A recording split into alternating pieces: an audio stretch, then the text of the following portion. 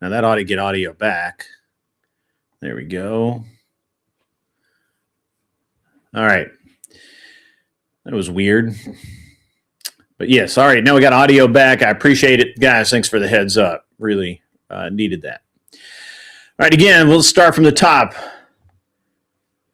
Welcome, everybody. Welcome to the show. I don't know how many people we're going to have today because I've been very busy. I've been shooting, traveling, doing just a bunch of stuff. And, you know, when you're not around, people, you know, they don't know whether they should tune in or not. And we'll get into some of the good stuff that's been happening over the past few weeks.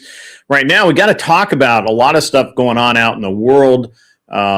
You know, today, tomorrow, the next week, what everything's going to look like. We're going to get into it with, we're going to start talking about Iran and the ceasefire and just all of that, because I think it's really interesting. I think it's very, look, I was on team, it's probably going to be okay. You know, like I actually thought the ceasefire was going to take. I thought Vance was going to get it done. You know, I wasn't. To me, this was like I'd already checked out. Like I wasn't even really paying attention to it anymore because, as far as I was concerned, you know, it was just, you know, it was done. Water under the bridge. But the fact is, it wasn't water under the bridge. Now, was it?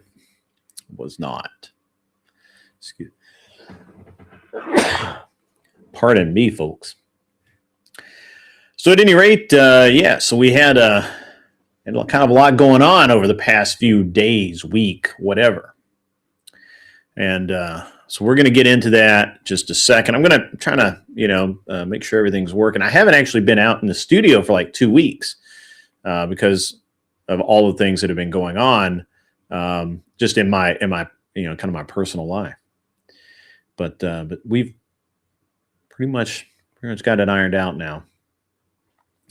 Now, I know that everyone knows this, but just to kind of recap,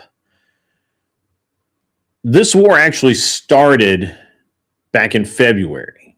We want the U.S.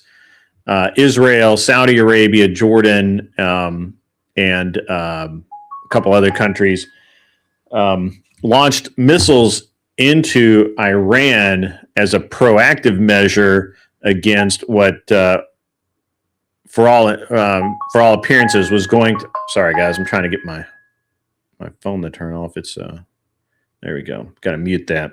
All of it never fails. Once I get on the air, everybody starts texting and calling. It's okay.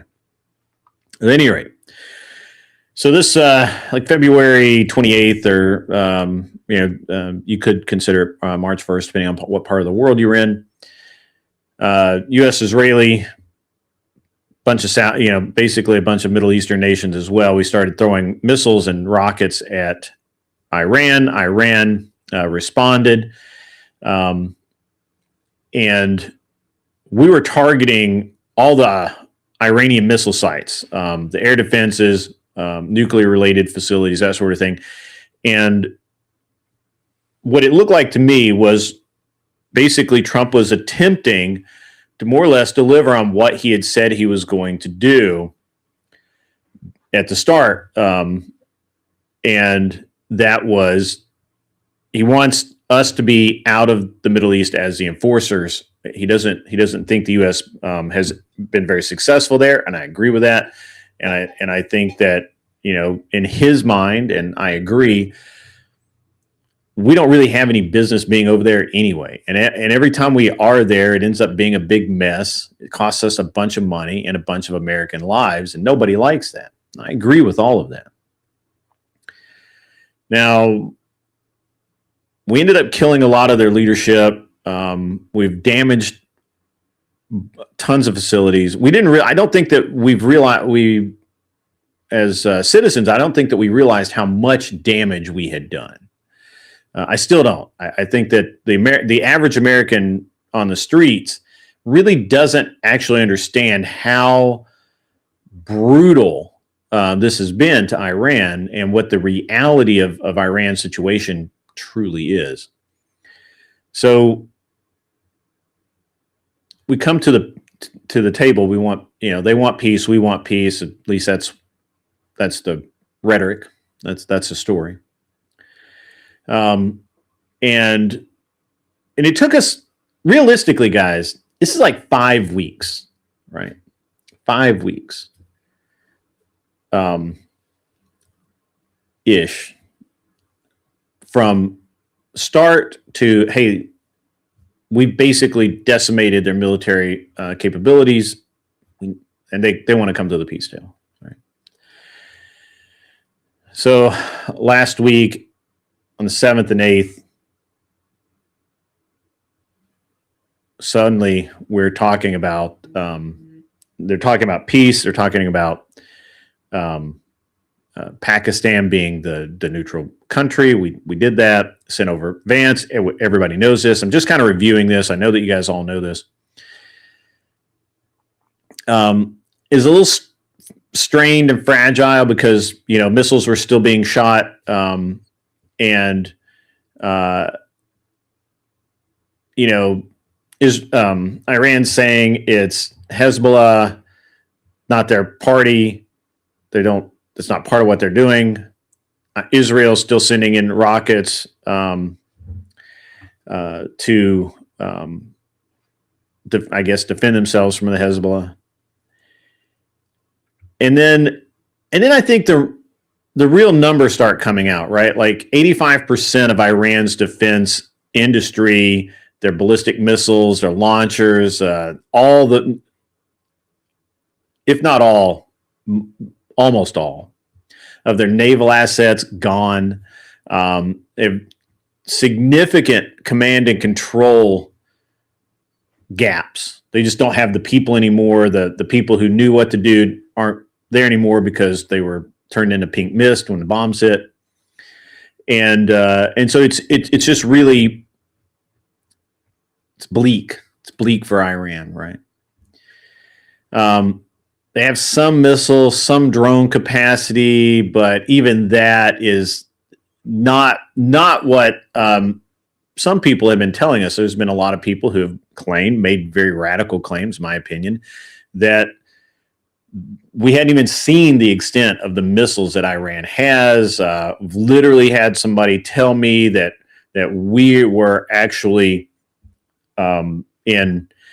we were the ones in trouble because we had expended all of our missiles and all of that. And I'm like, that's hilarious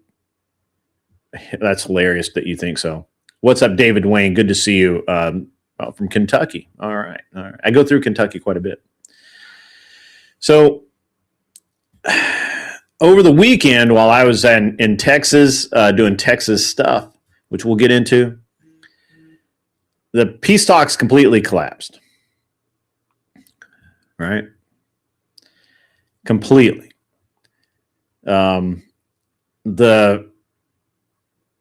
This is the first time since 1979 that there have been direct peace talks between Iran and the U.S. And Vance, basically sought a reset, if you will, including, the sovereignty claims over the Strait of Hormuz, the war damage compensation, release of frozen assets, and a region-wide, which I think was the goal all along, ceasefire, and basically have them, basically what we want, or what Trump wants, and what I agree with, is that the Middle Eastern states need to be the enforcer for the Middle Eastern states. We need to be out of there. We need to let them handle it in-house, so to speak, right? And, we were really pushing for de-escalation, which is the most popular buzzword out there now is de-escalation. Everybody, teachers are using de-escalation now. It's hilarious. And then the talks broke apart. They fell down. The peace talks just went away. Why? A lot of reasons.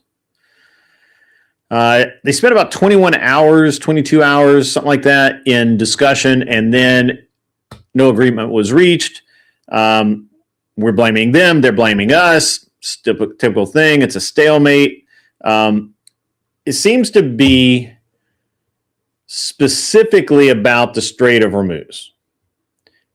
I think it was always our intent, at least from my point of view as an American, it's always, I feel like it's always our intent that commerce should be free on the high seas, and we shouldn't, people shouldn't live in fear that this country is going to suddenly start, throwing missiles out at tankers rolling by, right? Or seizing vessels in port. And I think that is a very likely thing to have happen. Should we allow Iran to control the Strait of Hormuz? I think it's a reasonable thing that at least short term, the U.S. regulate the Strait of Hormuz. They didn't agree. They walked away from the table. We walked away from the table. And now where are we at? Well, we got a blockade going on. We're back to Civil War techniques here. We got blockades. That's going to become a central flashpoint. The next thing that happens is probably going to happen in the Strait of Hormuz. Iran had been disrupting the shipping and effectively blockading portions of what the hell?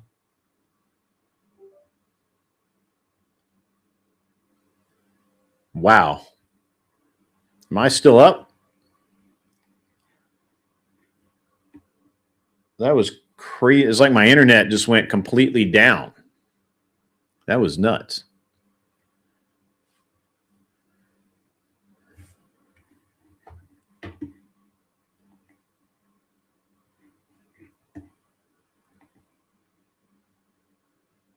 Huh. That was weird. All my screens just went completely black. Very strange. All right, good. Thank you. All right. Didn't skip a beat. That's crazy. It went completely down. Like all my screens went black. I think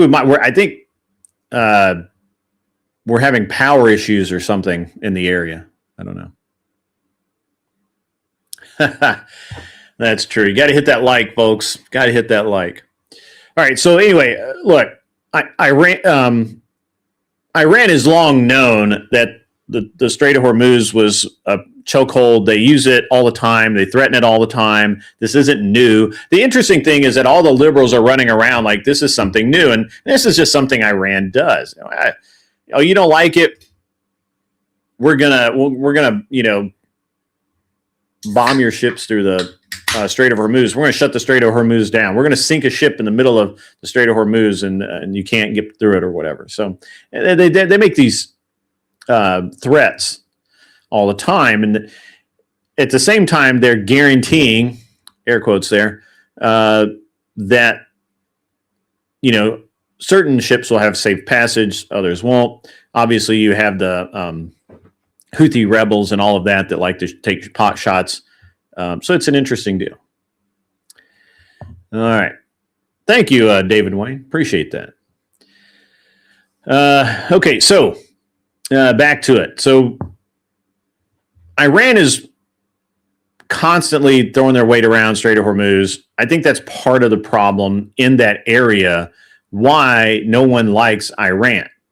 I think that's why the Saudis are fed up with them. I think that's why, basically Kuwait, Afghanistan, everybody is just sick of Iran.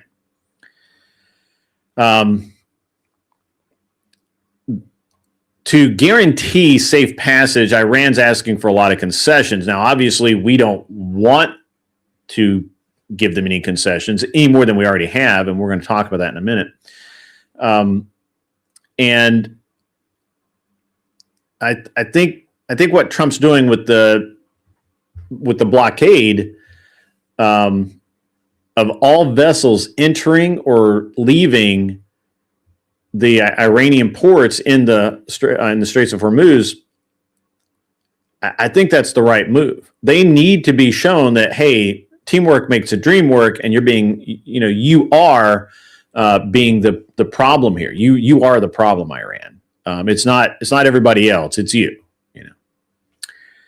And so starting today, U.S. Central Command will enforce the blockade against Iranian vessels leaving port. And that's any traffic linked to Iran. And they're going to target specifically Iranian ships or Iranian linked ships and leave the rest of the traffic alone and actually protect it from Iranian forces and potential attacks while those ships are transiting the straits. Now, this is an example of what I talked about a week or so ago on the last show about how Trump has really redefined and outlined how we look at how wealth is distributed and managed globally. I think it's a really interesting thing because what you probably don't realize he's doing is he is strangling Iran's ability to get oil out of their country. He's not letting those ships leave port. At the same time, he's letting everybody else's ships through. So while certainly there will be a small amount of oil that doesn't come out of Iran, the rest of the oil and I guess like fertilizer and a bunch of other things, they're, we're effectively controlling, once again, the flow of money without actually having to do anything with it. This has nothing to do with the petrodollar. Iran doesn't use the petrodollar. They don't care about the petrodollar. So I've seen online, I've seen some people talking about how this is just a play by Iran to tank the petrodollar, but that's irrelevant, honestly. so it doesn't matter. What it really is preventing Iran from being able to make a ton of money during this time. An interesting sidebar to this is about a week ago, somebody had made the point to me that Iran, in their, I guess, wisdom, maybe, or whatever you want to call it, the mental giants they've lost all these mines, or they claim not to know where they are. So the United States, apparently the UK as well, they're sending in mine sweeping teams. This is something we've been doing for a very long time. It's not going to be a big deal, and so it's a hassle, but who cares, Now even in the flow of oil through there, and not just oil, but fertilizer and other things, is going to continue. It's just not Iran's ships that are going to get out. Now, a really interesting thing is somebody the other day had said, hey, as part of the negotiations, we're going to give Iran back $7 billion that we had seized. And I was joking that I suddenly discovered that I am part Iranian and I need some reparations for my suffering. It was a joke, probably a poor one. But the thing is that I honestly think that Trump released that, or at least acted like he was going to release that money, to then make sure that he would release the money, and then the cost of doing war with them, we would send them the bill, and then we take that $7 billion back to pay for our downed airplanes, the missiles we've been using, and basically that would be a huge win. And I think that's going to happen. I think that $7 billion is going to simply be converted to the U.S. Treasury, and Iran will lose claim to it because that's part of their cost of doing business in war. So oil prices are above $100 a barrel still. I think I haven't checked in the last hour or so. I know that there was some movement earlier, but I think we're still at about $100 a barrel or a little over. The market is super volatile right now. Obviously, Iran is calling this blockade aimed at their ships only as piracy. They're vowing retaliation. They're warning their Gulfport neighbor that, this isn't for everyone. It's they are the ones that control that. They have no claim to do so, but that's just what they're saying. And while the ceasefire is technically still, has it come down to 94? Okay. I think it will once the news of blockade came out. I think it's going to continue to float down. Again, ceasefire is still there, guys. Don't let the naysayers in the press and all these jackwads that don't actually read anything, don't listen to anything, and don't watch it live as it's happening. Don't let them steer you wrong here. The ceasefire is still technically in effect. They can't come to agreement on the Straits of Hormuz, and Trump told them if we can't come to an agreement on the Strait, we're going to blockade you, and that's what's happening as of 10 a.m. Eastern time. It's a couple hours ago. That's what happened. So it's a very very interesting thing. Now, this war is higher stakes than I think most people realize, and most people look at it as it's a gambit to help Israel, or it's just us flexing in the Middle East again, and why are we doing that, and blah blah blah blah blah, all kinds of stuff that I don't really care about. And it's not really the truth.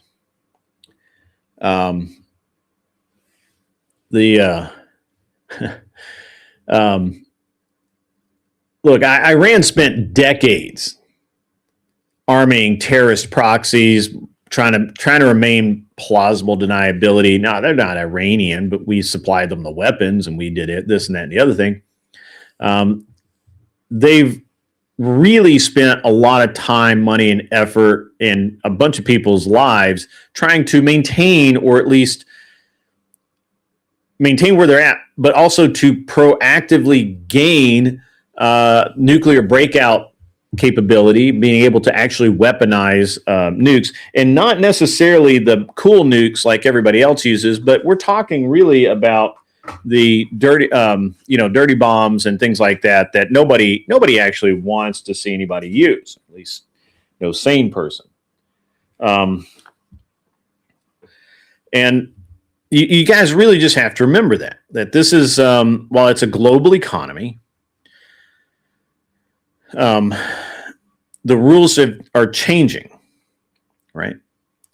The rules are changing. And Trump is one changing them. He's changing how the wealth flows. He's changing who controls it. Just like he did with Venezuela. And we had that whole discussion last week, I believe, about how the way Trump is manipulating, can't use any other word for it, not just the economy, but also the physical assets and the access to be able to move things, and who can sell what, where, and all of this sort of thing. Because of that, we're in this, he's hurting these people where they live, and they can't wage war in the same way. Now, they've been able to fight these shitty wars for a long time because they had a lot of money. And they never ran out of money because they never ran out of oil. They never ran out of people who would buy the oil. They never were, they ignored blockades. They ignore sanctions. They ignore all of this stuff. They sell whoever want. And Trump said, no. Going to deal with the banks that are friendly to the U.S. You're not going to be able to move that ship because if you do, we're going to consider it piracy, and or an unflagged ship, and we're gonna go take that ship. And he did that several times. And that is redefined how wealth is distributed. Now, again, the war can be looked at as a gamble by the U.S. to degrade the regime that has spent decades doing these things, arming the terrorists, building the nukes, being a destabilizing force in the region. Iran is that asshole on the block that nobody likes and can't get anything done because they're always the asshole, right? They have sent missile attacks, they do proxy attacks, and they disrupt traffic through the strait. And that's unacceptable in that region in the world. And it posed more or less direct threats to our global energy management, security, whatever you want to call it, for the U.S. and our allies. And to a lesser extent, the U.S., but still our allies were really dependent upon. Our campaign over there has just completely destroyed their ability to do war. They're calling it significant military degradation. We blew up their shit. Okay.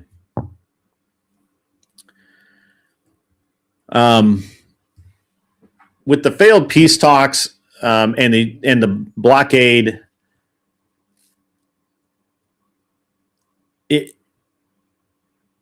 you have to be a special kind of oblivious to not understand where we're at.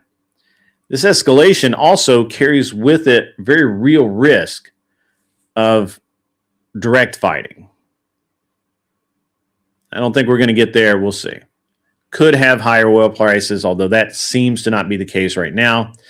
And certainly the fact that we will control the Straits of Hormuz, at least for a short time, is significant. And I think we're going to have a really good time dealing with this as a nation. I think that as a nation, we need a win.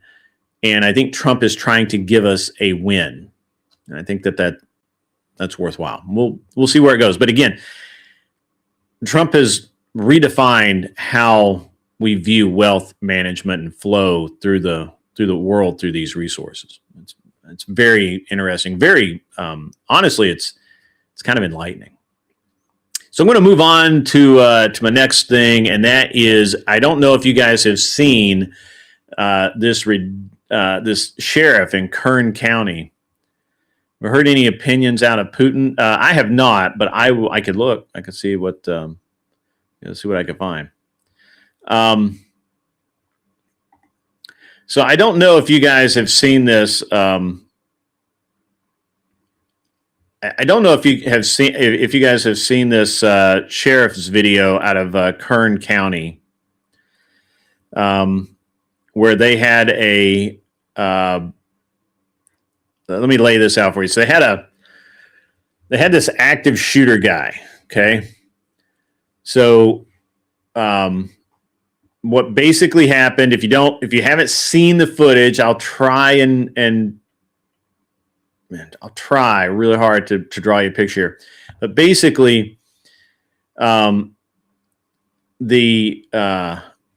Porterville, California, it's always going to be California. You know that, right? A man, we'll get to that. We'll get more information there in a minute. Shot Tulare, I don't know how you say it, county sheriff's deputy whose name was Randy Holbert, or Hoppert in some reports. I found Holbert. Google told me Hoppert. I don't know. Deputies were serving him with an eviction notice. This guy had barricaded himself and this led to a standoff, hours long, and they brought in SWAT from Kern County Sheriff's Office. SWAT responded with these armored vehicles. One was a Bearcat, and I don't actually remember what the other one was. I know one was a Bearcat because that's what they ran him over with. And so the subject exited the house that he barricaded himself in, and as he was moving, he opened fire on the officers, and that hit the Bearcat, I believe. And the deputy driving that vehicle ran a guy over deliberately, 100% on purpose. Guy shooting at him, bullet hits the window, done deal. They drive the armored car over this guy, killing him. It wasn't even coming back from that. They killed the guy. And the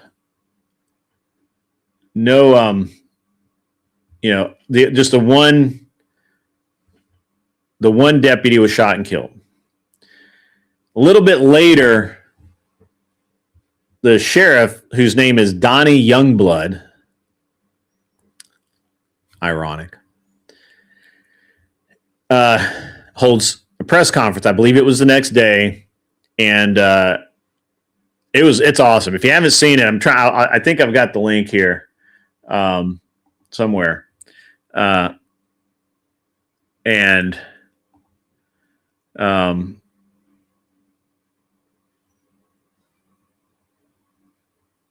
they held the press. I can't find the link to the press conference anymore. YouTube may have had enough of it, but basically, this guy, this officer, literally says, "We're going to, if you shoot at cops, we're going to run you over." The officer said that, or the sheriff said that Guy shot at the armored car. The armored car ran him over on purpose and killed him. And he meant to do it. And he backed it up with, if you shoot at cops, we're going to run you over. We're going to kill you. That's literally what he said. So, I can't find the link. Let me see if I can find it. I had it, but I can't find it now. Oh, well. If you haven't seen it, it's a great link. Let me see. I can just search it up real quick. Yeah. Don't poke the bear cat. That's true. Let's see if I can find that.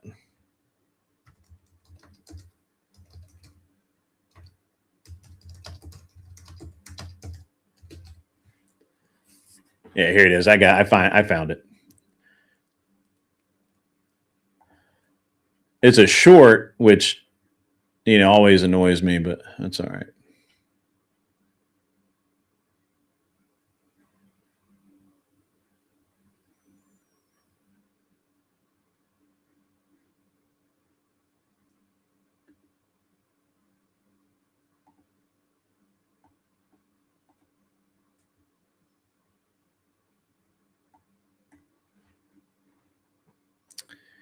All right, give me 1 sec, guys, and I will I'll throw this up here.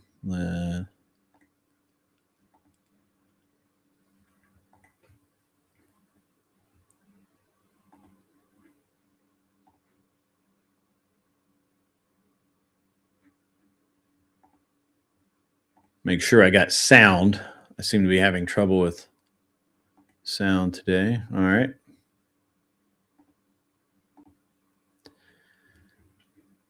Over. Kern County Sheriff's. Stop! We intentionally ran him over.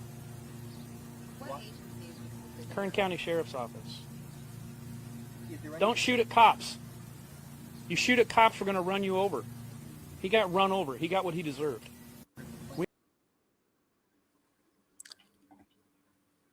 We intentionally ran him over. Don't shoot at cops. It's a hell of a message. It's a hell of a message. And so don't know how everybody feels about that. Personally, this is textbook use of lethal force against an active shooter who's being a bad guy, shooting at cops, shooting at citizens, could have injured, just random people who came out to see why all the cop cars were there, right? This guy was a imminent threat, deadly threat to society and all of that. The armored vehicles, I go back and forth on this for public agencies. It seems like at least this police department is using them properly as a tool of last resort. They have a barricaded suspect. We've already got 1 deputy shot, so they're taking fire. So they bring in the armored car. I think that's how that should be used. It wasn't the first vehicle on scene. They don't patrol around town with it. So I agree with the sheriff's use of the armored car in this instance, and I even agree with them running that guy over. They ought have run him over. Criticizing the department for running him over is counter to everything else that we want. The suspect was firing at officers and endangering lives and had no intent, zero intent to surrender peacefully, right? The sheriff's blunt statements, to be honest with you, are refreshing. They're great. It's about time somebody said, don't shoot at cops, though. They'll run you over. Right? Don't be a dick.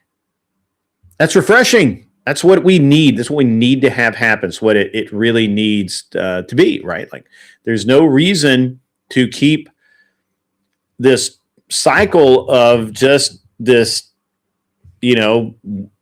coddling of criminals. Right. Yeah. We don't need armored cars for someone jaywalking, but I think that it was a fair use. Um, and I think the sheriff's statements really reflect the reality of the job rather than the sanitized corporate speak that we so often hear. It literally, this was awesome to me because it sounded like a cop talking. It didn't sound like a lawyer. It didn't sound like a CEO, not wanting to alienate customers, right? If this is just, hey, we have a job to do. If you do X, you get Y. That was really great. That's absolutely super refreshing and very honest. Very honest.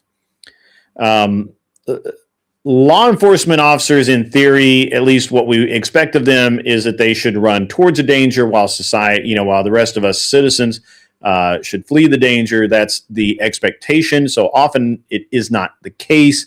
And this is one of the times where I think that is an example of a sheriff's office that's less corporate and, less corporate, more reality, right? More actual cop stuff, right? And unfortunately, they're still going to get Monday morning quarterback. They're still going to get, people are still going to call them out for using too much force or whatever. It could have been de-escalated, whatever. I don't believe that. And and look, I have a personal anecdote about this. I have a friend of mine when I was in Colorado. He'd been in the military. He was a ranger, and he was an artist. And he had some problems when he got out and had some health issues. The VA was, not where they are now. And they just didn't, they weren't able to help him in the timeline that he needed. And one of the things is that he was like a true patriot, right? I think he's a really good guy. And one of the things is that obviously he's on a fixed income from, being disabled, combat vet, didn't have just a ton of money. And he got behind on his rent and he gets an eviction notice. And he drew his pistol on the cop, told the cop to leave, and realized what he had done, barricaded himself in the apartment or house, I guess, and ended up, he could not live with the idea that he would be a felon and that he would lose his Second Amendment rights and a bunch of other things, and he ended up committing suicide. So that was, he put the gun to his head and pulled the trigger and ended it. Never took a cop's life. I think he was a good dude, and I miss that guy all the time. So I have a little bit, this story out of California actually hits a little bit home. But California never ceases to deliver. What's up, OG? I see you out there. I see you. Yet Newsom is trying to take credit for all of the fraud exposed that was done by Nick Shirley and others. There's been a lot of weirdness about Nick Shirley. Didn't Candace go after Nick Shirley a little bit, which I thought was wild, crazy. But California never ceases to deliver. Yesterday, I believe it was, Eric Swalwell, whatever, dropped out of the gubernatorial race. So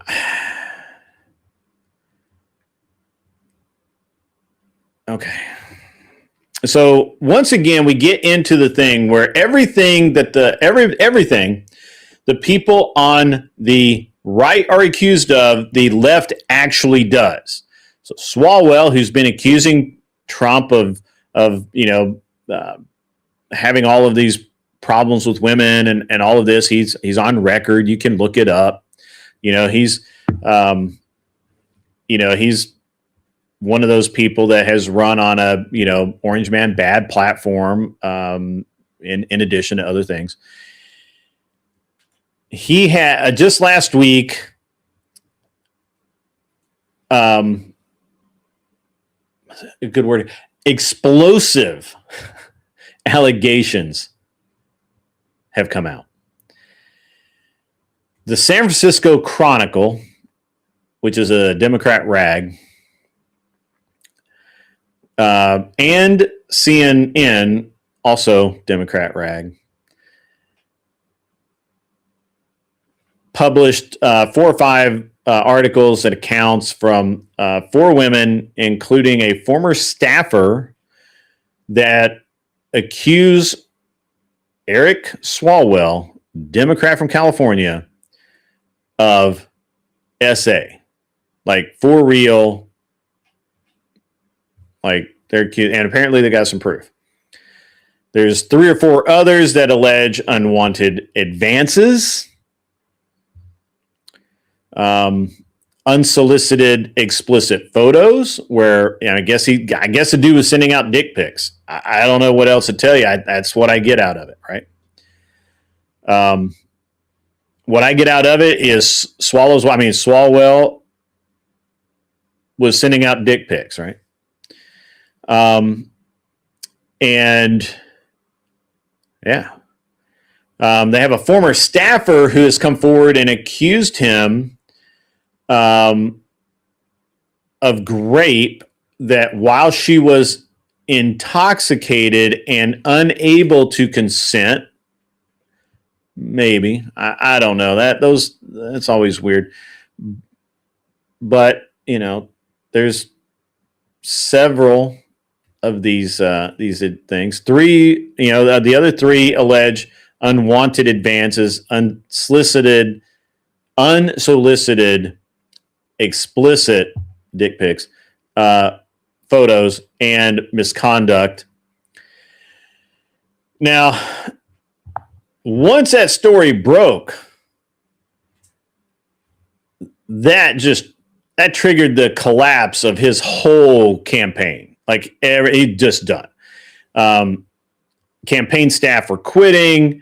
Endorsers, literally, like, before the news article ended, people who were endorsing him were retracting. They had labor unions, lawmakers, including Nancy Pelosi, withdrew support, or directly called for him to exit the race. And other prominent California Democrats urged him to drop out of the race. Swalwell apologized for mistakes in judgment, which is sort of an admission of guilt. I think probably the dick pics kind of sealed the deal there. He probably knows what he sent. Could have been more than dick pics. I don't know. Could have escalated defeat. So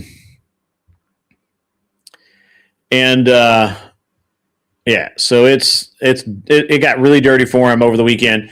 Now, again, he's calling it mistakes in judgment, not part of his, not part of his personality. They were all in his past, but called the more serious allegations flat false, and said that he would fight them personally, but not as part of his campaign. Now, I actually heard him say that as I was driving around. Is obviously probably a soundbite. I don't think he's gonna. I doubt he's gonna fight it. I think he's just he's trying to save as much face as possible as he exits this campaign, because again, everything that the Democrats accuse Republicans of doing, they are actually doing. They are actually doing it, and usually there's proof. So these allegations were credible enough. I don't pass judgment until it's time to, read for the bailiff to read the verdict. But it's I don't know. Look, California is like still in the Me Too movement. California Democrats know they have a tough road right now, even though they actually have every possible advantage in California. They've come too close to losing to a couple of lukewarm Republicans. They don't want to take the risk. They've had, Swallowwell has had so many like scandals. Fang Fang, the Chinese spy, that was a biggie. Like nobody saw that coming. And so my position on this is, look, serious allegations of any kind of sexual misconduct, especially assault, you got to look into it. They deserve full, impartial. This is my problem with the left. It's very hard to get them to have an impartial investigation, but they did. But every single one of those accusations should be impartially, fully, microscope investigated by law enforcement, not ethical committees, not Brother Joe on the tractor, by law enforcement that can do their job. Don't care which party you are. You don't even have to be in the party. You could have stayed home and not gone to the party, but there should be an investigation. That's just my point of view. Due process matters. An accusation alone does not equal guilt, and that's one of the problems I have, and that's going to roll right into the next thing in a minute. This is electoral politics, though, and you have to remember the candidates live and die by public trust and optics and their image, and Swalwell's exit, his jumping ship, bailing out, however you want to put it, was the only realistic option for him once the campaign became radioactive, because the Democrats don't want to lose in California. Now, and they don't want to be drugged through another scandal. They've got enough. They got enough on their plate. And probably there's actual proof, right? Like there's probably video, something like that. Yeah. Or somebody saved the dick pics, whatever. They definitely don't want scandal dragging on for months and months. The California middle of the road Californians are already kind of sick of Democrat shit. So whatever. So it just would have been self-defeating to go through months of trial in the public eye. That would have sucked. You think it was candidate John Roberts that had credible evidence? Probably so. It's probably so. Now, what I'm looking for here is I'm looking for accountability. If this is true, Swalwell ought to go to jail. If it is not true, the women who made the accusations that have basically ruined this guy's career, they should go to jail. I don't care who, but somebody needs to go to jail. These are very serious accusations. These should not be made lightly, and either they're true and Swalwell needs to spend his life in a padded cell with Bubba, or they're not true, and the women who came forward and said these things need to go to jail with Bernice, right? And it's just the way it is. And it's just that way.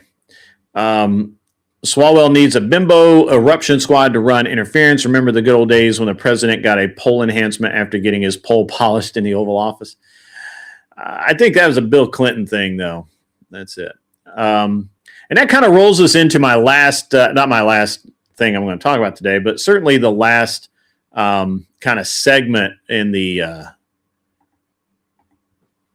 Okay, what's up, Wally? Yeah, I'm back. The last segment in my monologue here, before I see if I got somebody who wants to come up and chat for a few minutes. But the last segment in the monologue today is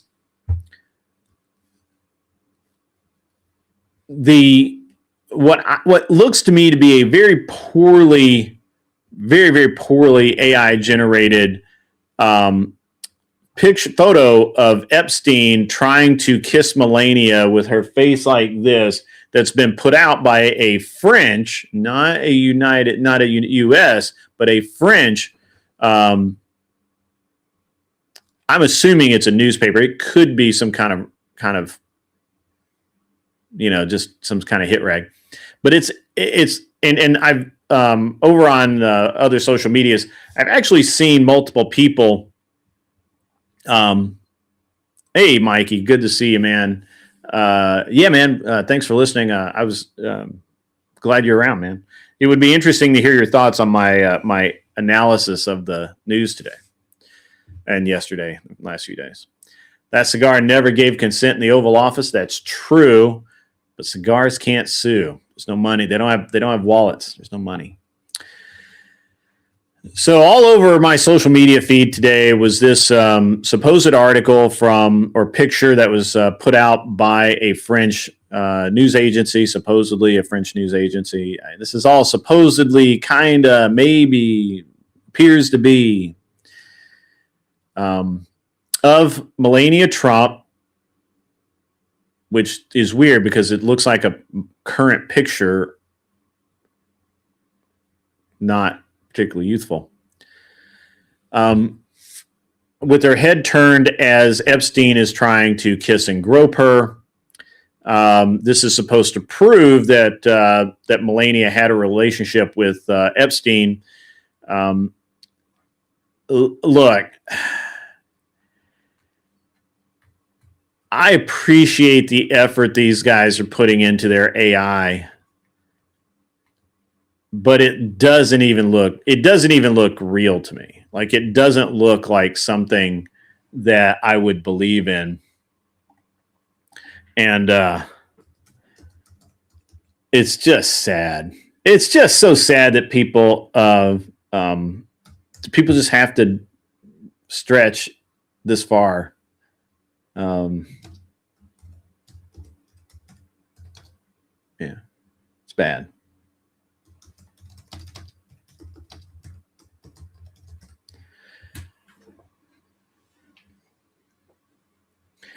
And of course, now this has been now retracted. As of right now,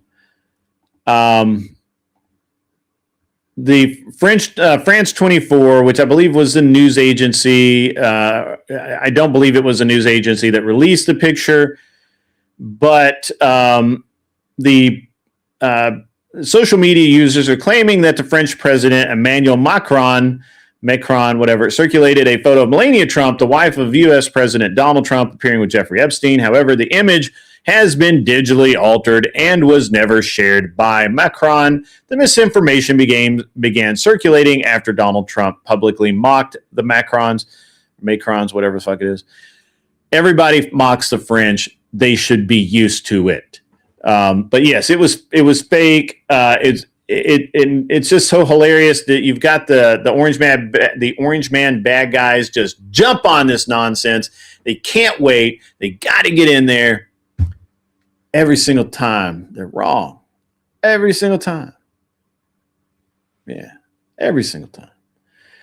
It's just crazy. It's like what are you even doing?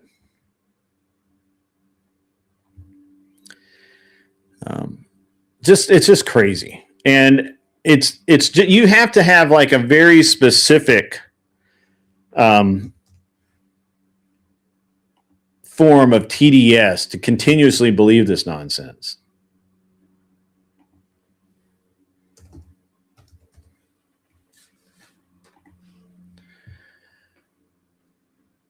So I've got the picture here. Let me see if I can. Let's see. Let's share this. You guys are smart. I understand. You guys are all digitally savvy. You know what AI looks like and all this. Come on. Now look at this. Look at this and tell me that you wouldn't have called it instantly as fake.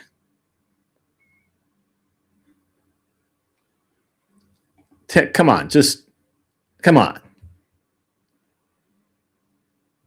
That's like the fakest thing ever. How would you ever even believe this? Like seriously?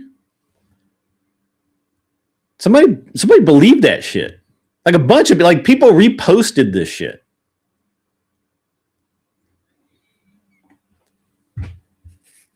Is this what people are doing now?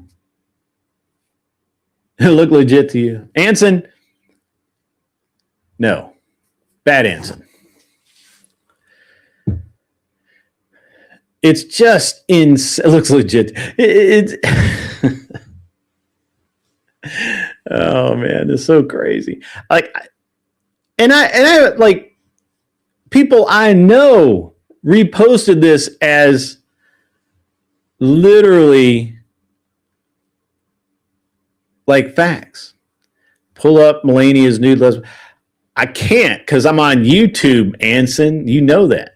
What are you doing? Look, man. You got to calm down. You got to calm down, buddy. You're off the rails.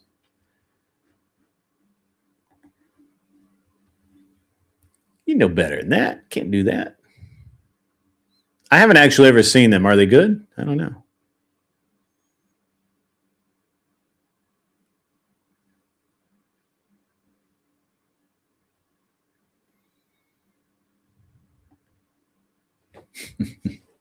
It is interesting, though. It's really interesting that there are so many people who will just believe this nonsense, like it's real, right? Like it's real. It's insane. It's insane, is what it is.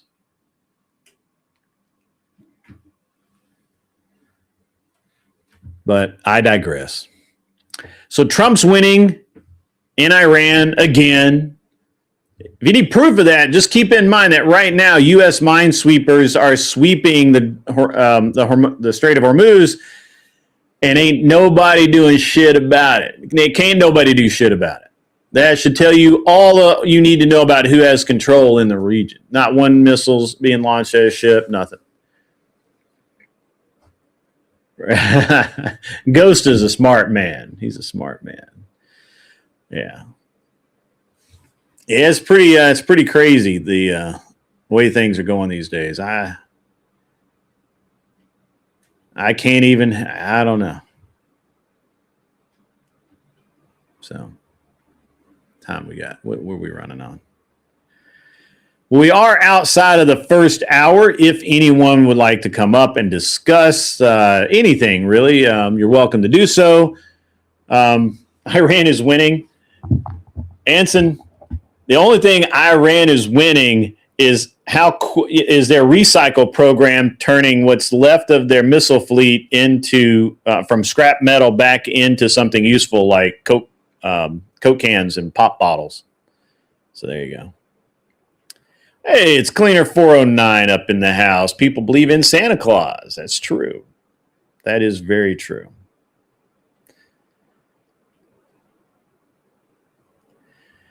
Yeah, it's always fun to wind the people on Facey Space up. That is true.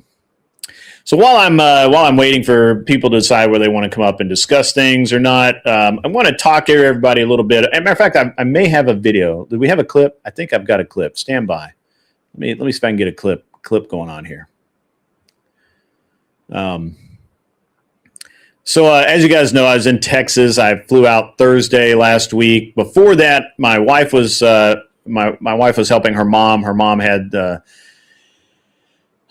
some issues, health issues. Had to had a procedure done in at Vanderbilt, and just had some stuff going on, and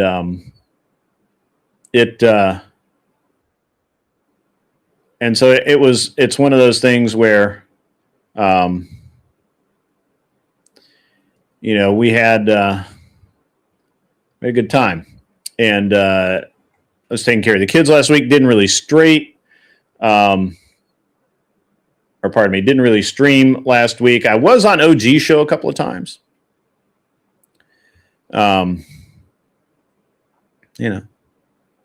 But I had a good time, and now I'm back, and we're going to do some good stuff. Now, I was out shooting a match in Texas. Texas is ridiculous. I love Texas. I had a good time. I did okay in the match. I didn't do great. I had some issues with some weapons, but nothing huge. There was no.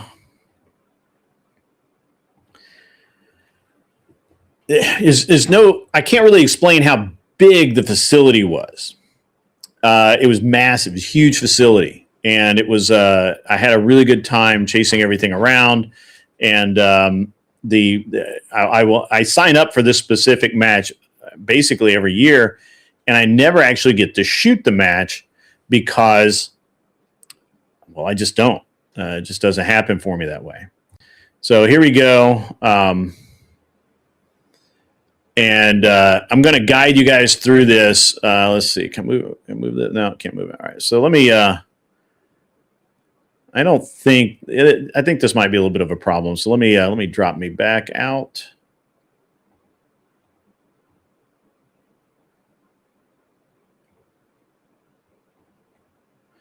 All right.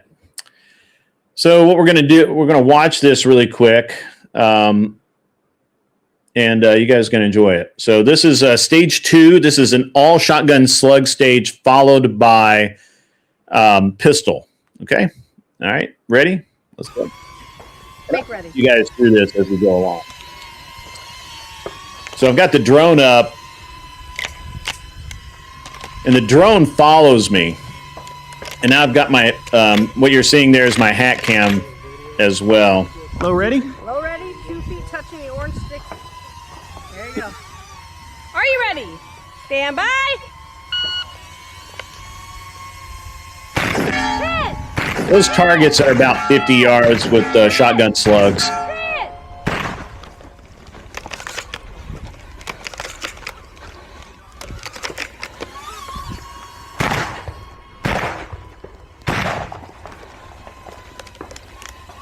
Now we're going for a little walk in the woods, shooting paper targets. And I should have really run here, but I for some reason just sort of strolled. So I went 1 for 1 on the slugs here, which is really cool. Throw the shotgun away. Full pistol. There we go.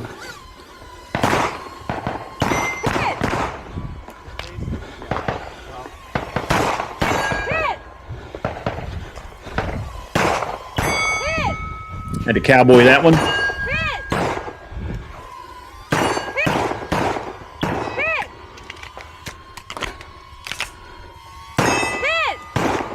Hit. Hit.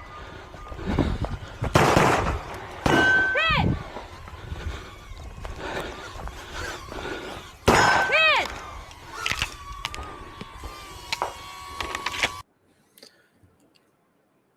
And that's all there is to it. Super easy. Simple, easy to remember.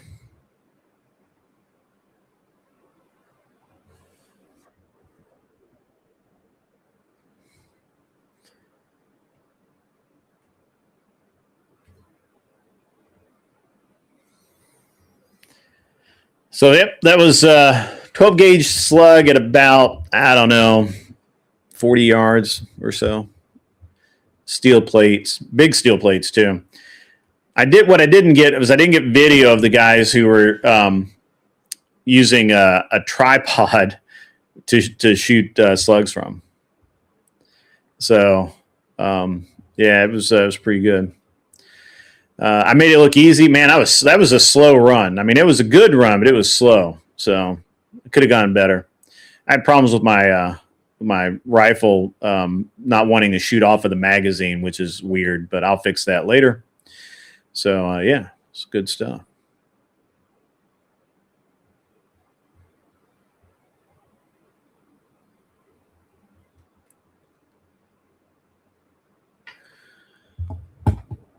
No, I just wasn't letting the sight settle. It wasn't a question of the pace. It was just a question of just not being patient on the sights.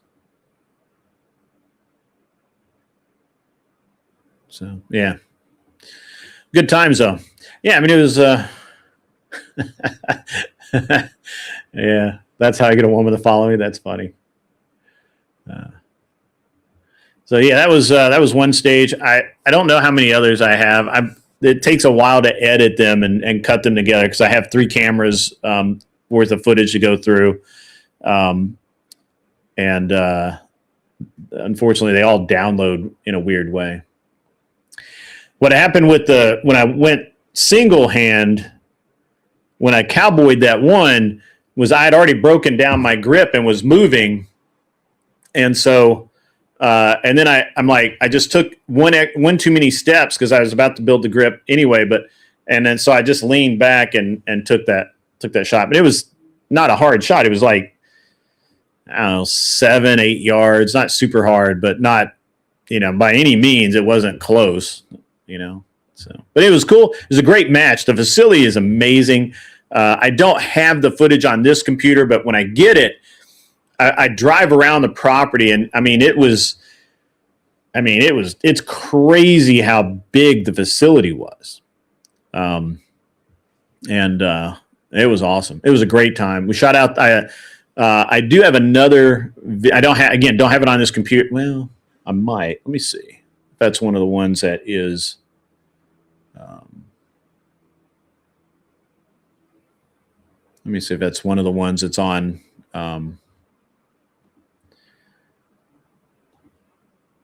Because I have a pretty good video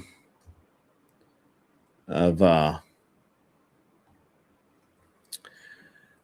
this long range and pistol stage where, yeah, I've got it. Let's pull this up. But there's no volume with this, okay? So you can't hear me.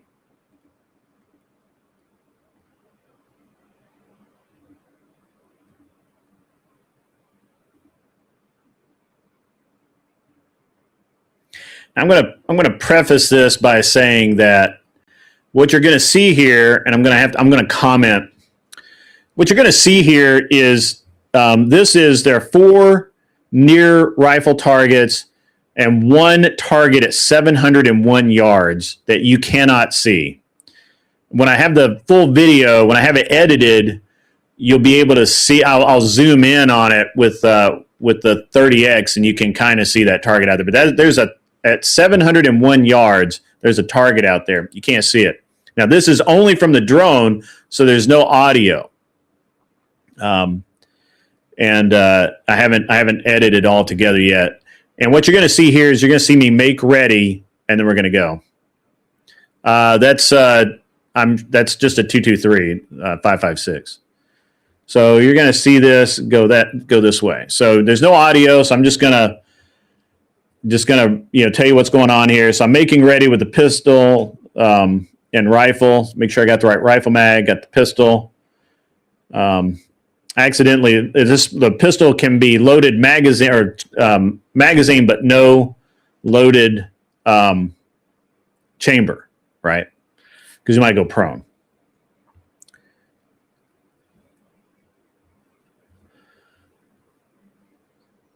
So what you're going to see is you're going to see me hit 4 rifle targets up close out to about 100, 150 yards, something like that. And then you're going to hit, I fire 2 shots that look like I'm shooting into nothingness, and I hit the 701 yard target. Now the 700 yard target's literally 4 foot by 4 foot. That's hit. Last one. All right. Now I'm going up for the 700. I flip it over to 8 power. I fire the first shot. That's a miss, but I know where it hit. That's a hit. Had to wait for him to call hit. Throw the mag out, rack the round out, and now we're off to the races. So now we're coming here. There we go. Engage the paper. Now I shot this clean, no penalties. A lot of steel in the woods you had to look for.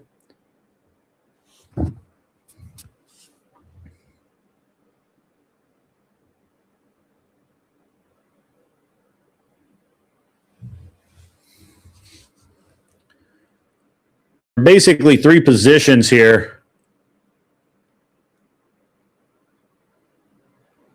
The drone is amazing at following me. That one. Now, these were farther out. That's about 30 yards, I think, 8-inch plate.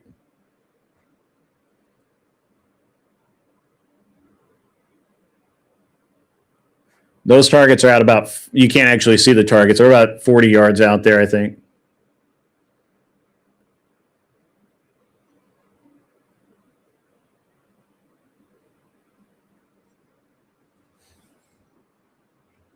And that's it.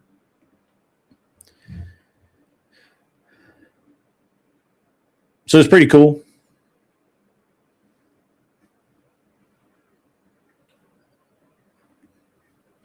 But this hasn't been edited yet, so there's no. I have to combine the other mic for the actual mic volume.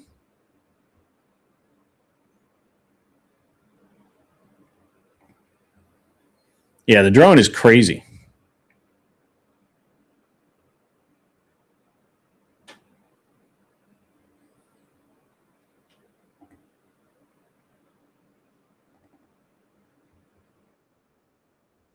All right, so I'm going to show you the zoomed in portion of this.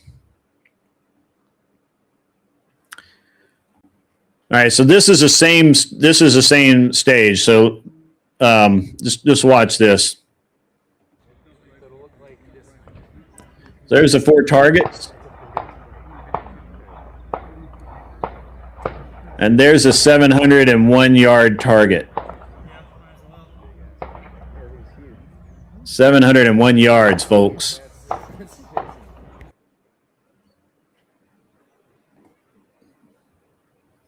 So that was a bit of a shot.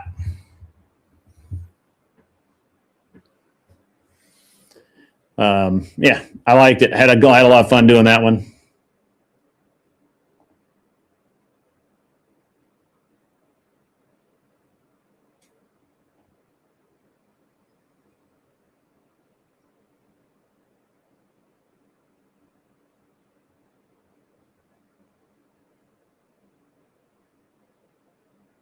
I shot a lot of long range at this match. We were shooting out to about, I mean, the 700 was the furthest shot. Yeah, unfortunately, it was wet all weekend. While it didn't actually rain on us during the day, it would rain every night. So it was basically just mud. You couldn't really, and with 8X, you couldn't really see splash. I wanted to, but it really couldn't. So unfortunately, but it is what it is, you know. Like, it is what it is. What's up, Ashton? How are you? We're having a good time today.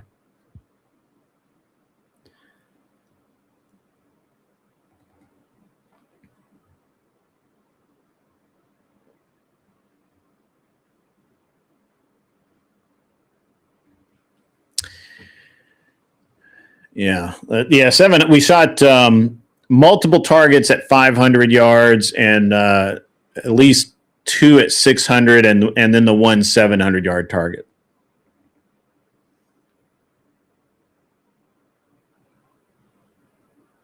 So it was a good time.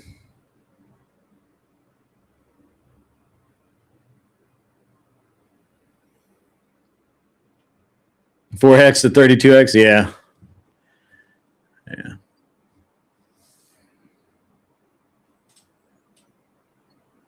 Yeah. Wes Watson is going away for a long time. What's up with that? Somebody tell me what's up. Yeah. So cleaner, I'm using a Night Force NX8 1-8 LVPO. I mean, you guys can see the rifle. I mean, the rifle's pretty legit. It's an 18-inch barrel. You know, it's pretty good. Yeah, 700's a fur piece though. 700's out there. You can watch that again if you want. I don't mind. For the people who just got here. I'll kind of fast forward a little bit to the pass to make ready.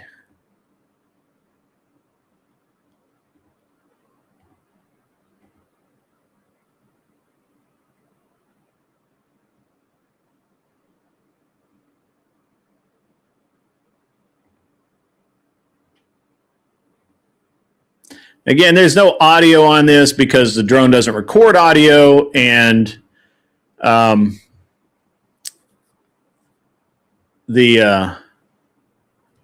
is what it is.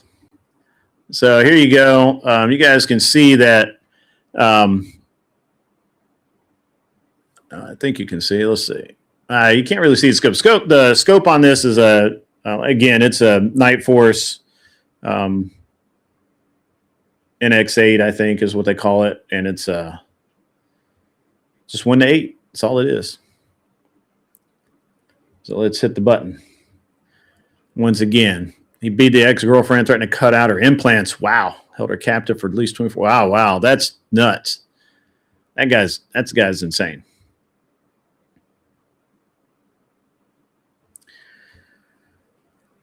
And there we go.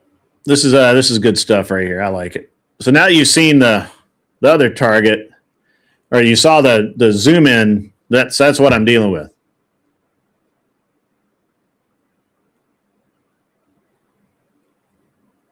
So we hit 1, 2, 3. You can see the flashing red lights for that 701 yard target way out there. 2 shots.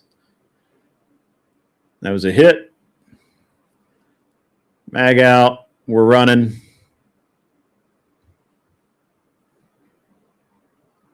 The mag jostled loose, so I had to make sure it was seated in there.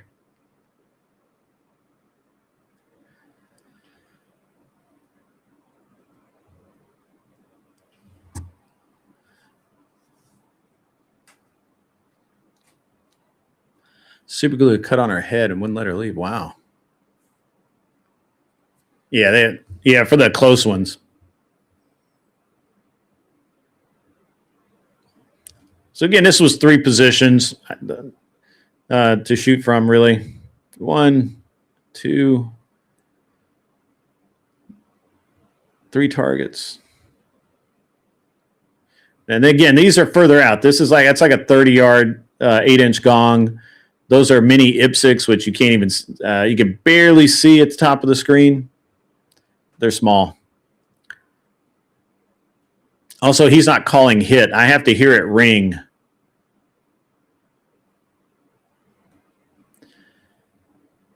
So there we go. That's it. That's how that works. So a good time this weekend.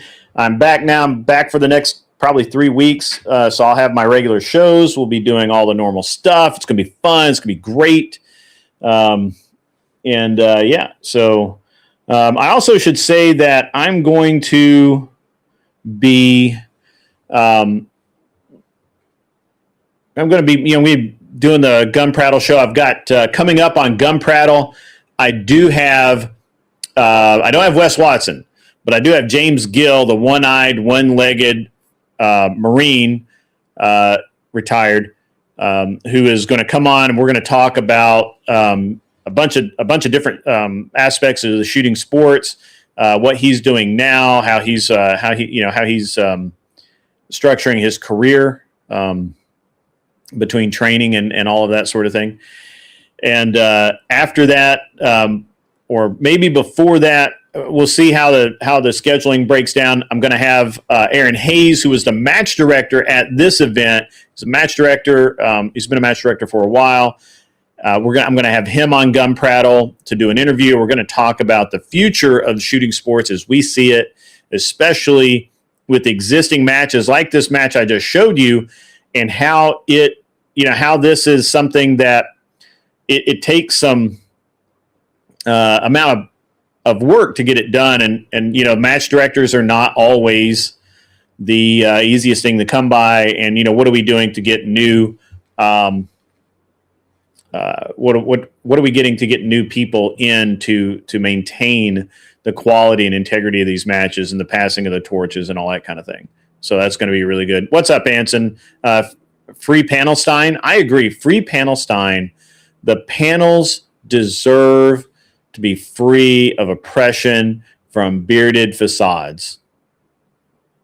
I agree. Free Panelstein. Oh, did you say Palestine? No, don't free Palestine. Don't free Palestine. So, but yeah, so there's got a lot of stuff going on this show. I don't have debates or anything scheduled. I don't think. I'll be talking to some people about whether or not I'm going to debate, and how much I'm going to debate going forward. Probably there'll be a show. There'll probably be a show. Well, there won't be a show tomorrow. Obviously, I don't do shows on Tuesday. Wednesday there'll be a day shift like this, and there'll be an evening show. The evening show may be the Gun Prattle show, or it could be just another an Unreasonable Man. We'll be actually talking about. We'll probably be talking Wednesday. If the show's not a Gun Prattle, we're going to be talking about social issues, Manosphere. I don't know if you guys have seen the movie by Lou Theroux. It's not bad. We're going to see how that goes. It's going to be very interesting going forward with Gun Prattle is better than. Hey, come up, Clover. Let me send Clover. I'm going to send Clover Tack a link. I want him to review this video with Clover Tack has been he's been doing very well lately. I like that guy. I'd actually tried to call him yesterday, but I did not get through. The Clover Tack is actually the one that convinced me to get the drone. I thought that maybe that was maybe just a little too much, you know.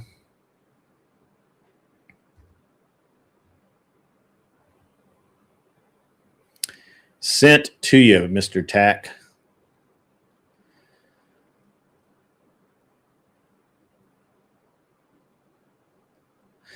I have noticed that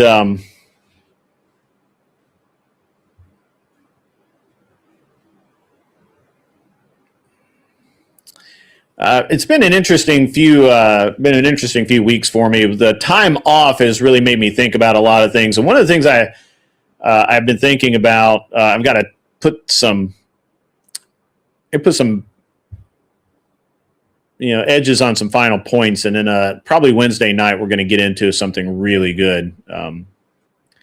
So yeah. Yeah, I tried to call you a couple of times, Clover Tack, on my way to the airport yesterday, but I just didn't get a chance. Now, again, the match I just shot was in Burnett, Texas, which is right outside of Austin. It's about an hour and 20 minutes from Austin. I had a great time. I always have a good time in Texas, to be honest with you. So it was a lot of fun. Supposedly, they're going to bring the match down in the Dallas area of Texas, out in Waxahachie, that area, probably not that specific facility, but they're trying to bring a match back down the south to more southern Texas, and I would really appreciate that. So we're going to try and do that. I'm edging my point. I don't think I am. Bearded Facade ought to change his screen name to Edgelord. Edgelord 1. That's who he should be.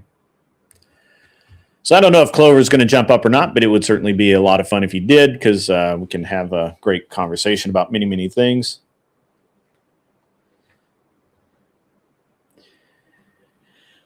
So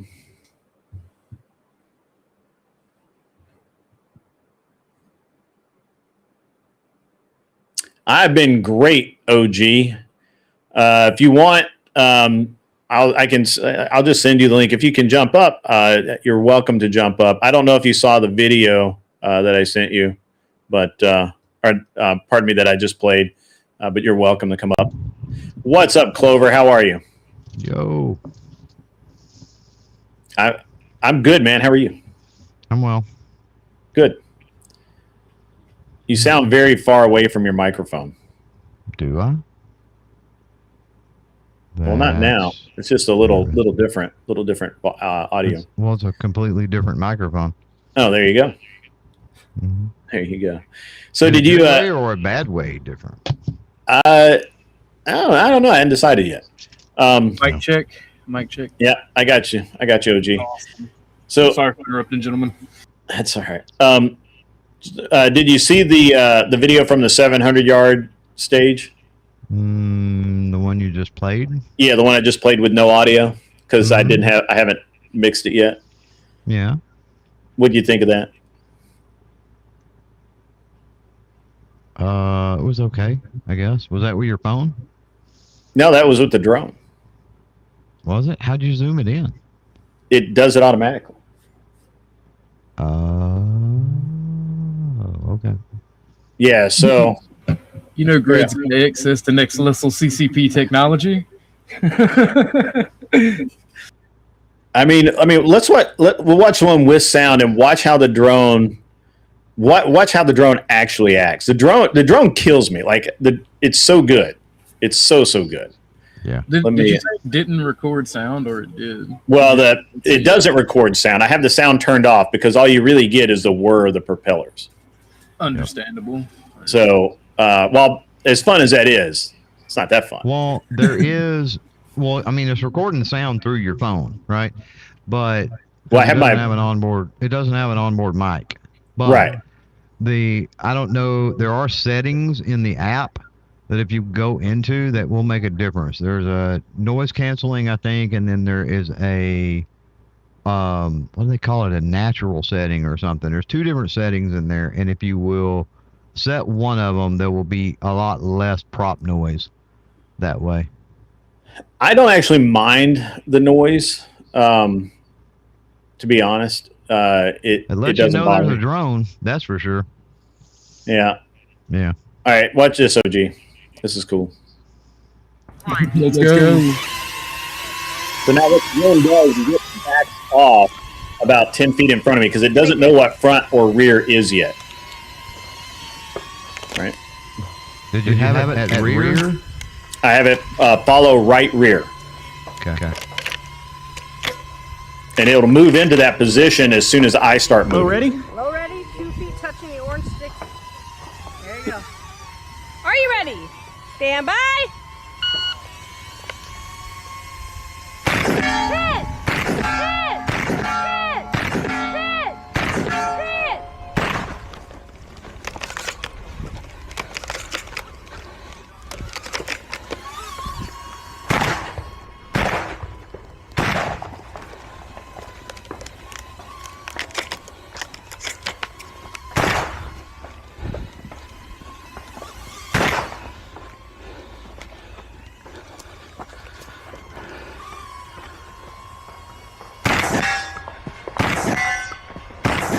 The way the drone avoids me is really cool. Hit!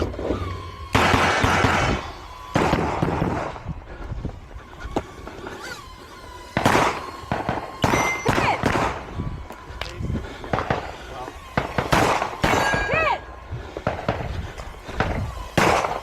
Hit!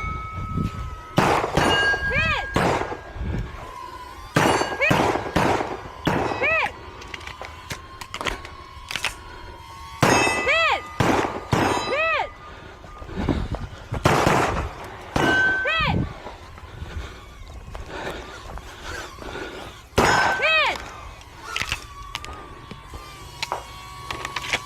To tell you what, you talk about the way all the low hanging limbs and everything. Yeah. Like, that would not happen with the first Neo, the original. It's so 'Cause it doesn't crazy have- how smooth it is. It doesn't have collision avoidance. The original one did, and that's one of the cool things about the Neo 2 is they added that, and it works really well.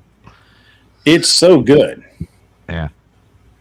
That that drone was that sound coming off a mic you had on your phone, or was it coming off? No, yeah. No, it's the mic on my hat. Right. Anyway, everything was smooth, and that was a very awesome video. Good shooting. And then, so this one, I'll play it for you, OG. This is You didn't have to walk down the little target with that big ass shotgun. Goddamn, Grid. I had seen that. Which target? That one when you come off the line when you start moving for the first Oh time. yeah, that they have that there. You just barrel stuff that motherfucker. Like, get out the way, move, bitch. Yeah. Well, the idea is that you get fixated on moving, and people will just run right by that. So I guess you did have to walk it down. yeah. Now, when you uploaded that that video, I mean, I watched it yesterday. Actually, what I did, Cleaner, that's the Neo 2. When you uploaded that, I actually downloaded that and put it into my software. Did some AI noise cancellation stuff. I didn't spend a lot of time on it because I was just curious how well it would work. Yeah. And the issue, it did fine up until you pulled the pistol, and the reports for the pistol, not all of them came through. It noise canceled some of those. So with a little manual tweaking of some settings, I could probably make that happen. But oh wow, I was just playing with it just to see if you could take that out. But what's cool about having that is, I mean, it's drone footage at that point. Yeah, yeah. I it doesn't bother me at all. I've listened to it enough now. Now this has no volume, OG. Now, again, I did show the. I don't know if you were here when I showed the walkthrough of this stage where there's 4 targets, and they're like they start at like 60 or 80 and go out to about 120, and then there's a 701 yard target, and I zoomed in on it in a different clip, then we run through the jungle, and now keep in mind that the drone's not just avoiding all of the limbs and stuff, it's also avoiding the person following me, which is really cool. Yeah. And the person following me is moving. Now, the cooler video, which is boring, is the video I have of the drone following me when I did my walkthrough of that shotgun stage, and there were like 13 people moving around that little trail, and it avoided all of them. Yep. Yeah, it trains on you. It's insane. Yeah. Now, it will lose you if somebody stands in the way. It will lose you, and then it just lands. Well, or if you walk too quickly around an object and it loses sight, right? That's what happens. Is somebody will walk in between you and it loses sight of you. So until they move out of the way where it can find you. Yeah. Now, so this is what the drone sounds like. Now, the reason that it's not recording any sound at all is because my earbuds are Bluetooth, and the drone audio goes through Bluetooth. Yeah. Understandable. Does that affect the quality any of the sound going through Bluetooth? No. I really like the sound that comes through my hat, or the 360. I've got 3 sources of video.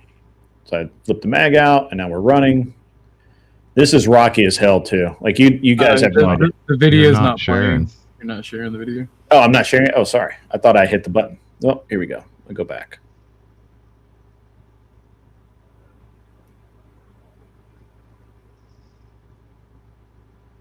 I forgot to hit the button. There we go. All right, here we go.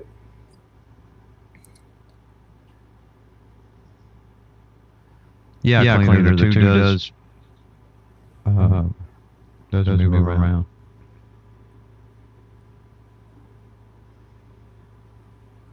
If it's got a direction. And you can see the lights light up when I hit the targets. And then we're going to go. The reason I didn't hit the first shot on the 700-yard target is I was holding for wind, and there was no wind. And so once I was like, yeah, there's no wind, just throw that in the bucket. This is super rocky right there. Are you going 4K? Yeah, this is 4K. Okay.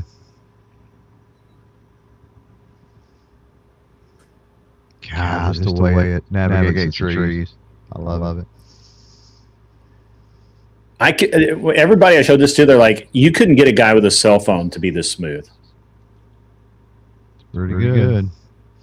For the cost, anyway. Yeah.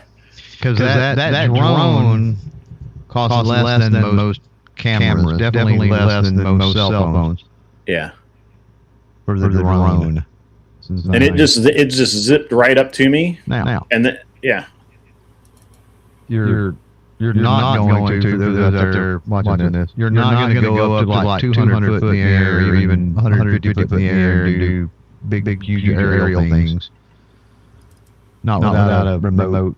Yeah, you got to have the remote kit. Yeah, I echo when videos are playing. I don't know what the deal is. OG would too if he talks. Yeah, I noticed that. That's why I was muted up during the video. But that is an awesome little drone. Do you have a link for that? Yeah, it's just Discord and get my Amazon link. So yeah, use help out our buddy. We'll drop your Discord in the back. I'll join. I don't know that I can drop it. Well, drop it in the back. You said, right? Yeah, private. Yeah, yeah, I can do that. Private. Yeah. So that's yeah. It was a good time, but it was. I think the drone. What did I pay, like $360 for the whole thing? Because I got the batteries. You want to get the 3-pack battery without a doubt. You want to get that. And I think that's like $350-ish, between $320 and $350. And then you got the option to get them with the remotes and stuff if you want to get nuts with it. But the beauty of the Neos in general, and especially the Neo 2, because it's just a better version. The beauty is that it does not require a remote. It's kind of hands-free, automated, that sort of thing, and that allows you to do what Grid's doing there on the screen. Right? So, if you was trying to fly it around with a remote, yeah, you could have some fun with it and whatnot. But at the end of the day, you're tied up doing that rather than doing what you're trying to film, so to speak. So. Yeah. Where is? Okay, I'm gonna drop the Amazon link there. All right. So OG, this is the rifle portion of what I just shot. So here's the 4 close targets, and that's literally like 30x on my phone. So that target's out there, baby. This is 700 yards. 701 yard. God dang. I know. When I lazed it, because a lot of times people will put stuff in the stage description like, oh, it's 701 yard or something. You go laze it, and it's like, 689 or 695 or something like that. But no kidding. Like from where I was shooting to that target was 701 yards. That is epic. What did you ding the target? Oh yeah, I hit it on the second shot. I would have hit it on the first shot, but I held. So when I first got up there and started setting up, we all thought we were seeing wind sign to hold about a target off, and then the wind just died. But I didn't. I stepped up, and I still had in my brain, I still was like holding for the win, and there was no reason to do that. Now, you're running 8 power max. Yeah, 8. Yeah, 700 is a bit much, right?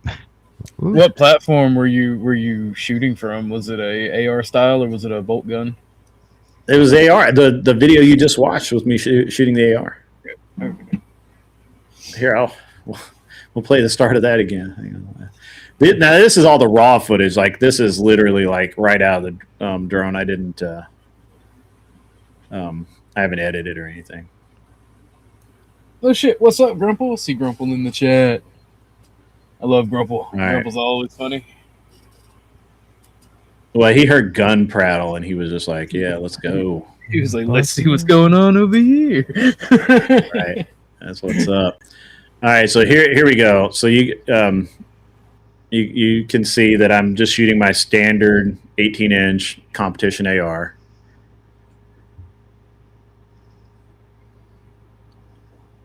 Not unsupported, but I didn't have bipods or any of the other nonsense. You can see the red lights lighting up as I hit the targets. and then cranked it to 8, and then I shot 1, and then the second one, and that's it. 701 yard hit. So you had one mark shot? I had one shot where I was holding for wind, and then I realized that the wind had ceased. And so there wasn't any need to hold for wind. I didn't, because I was all pre-programmed to just get up there, hit the 4, go up, hold one target off. It was 6 MOA hold, or pardon me, 6 mil hold, and just bam, it should have been on. And I didn't do that. For some reason in my brain, I thought that was the shotgun video as well. So I didn't put any attention to it's a different stage. Yeah, it's a different stage. Yeah. So, yeah. But yeah, man, it was a good time. Texas is awesome in a lot of ways. Yesterday I had to shoot in the rain. So yesterday I got up at like 5 o'clock in the morning. I went to, I had to be on stage at 7:30. So I got a shower. I had to pack all my shit that I, could, because I'm still using a lot of it. And I get on stage, and I'm expecting it to not be raining, but it is in fact raining. And I had to shoot I was first up on an all shotgun stage. I have no video of this because there just wasn't any point in it. All shotgun stage, 2 slug targets to start, and then like 40 rounds of birdshot. And I cleared it except for one slug target, but I couldn't even see the slug target because it was still technically dark and it was raining. So the farthest slug target, I couldn't even see it. I could kind of tell where it was, but I couldn't even see it. So I threw 2 at it and rolled on. And then I shot that stage, did okay. And then the last stage was a shotgun rifle, and that was a bunch of shotgun to start. And then and I had targets from like right around 80 out to 600.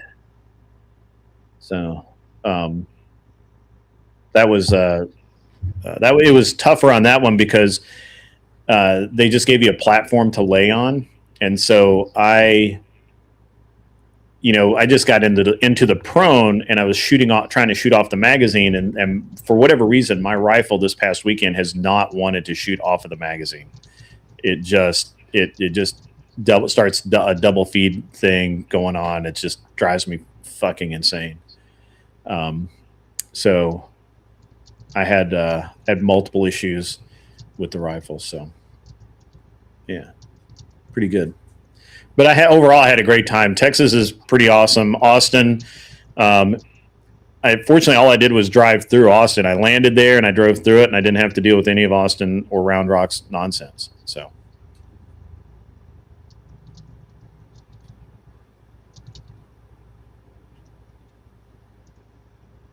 Well, thank you for having me, Grid. It was awesome. I got some stuff I got to take care of. I was wondering what you were. I heard that you did some Debate Bro show the other day.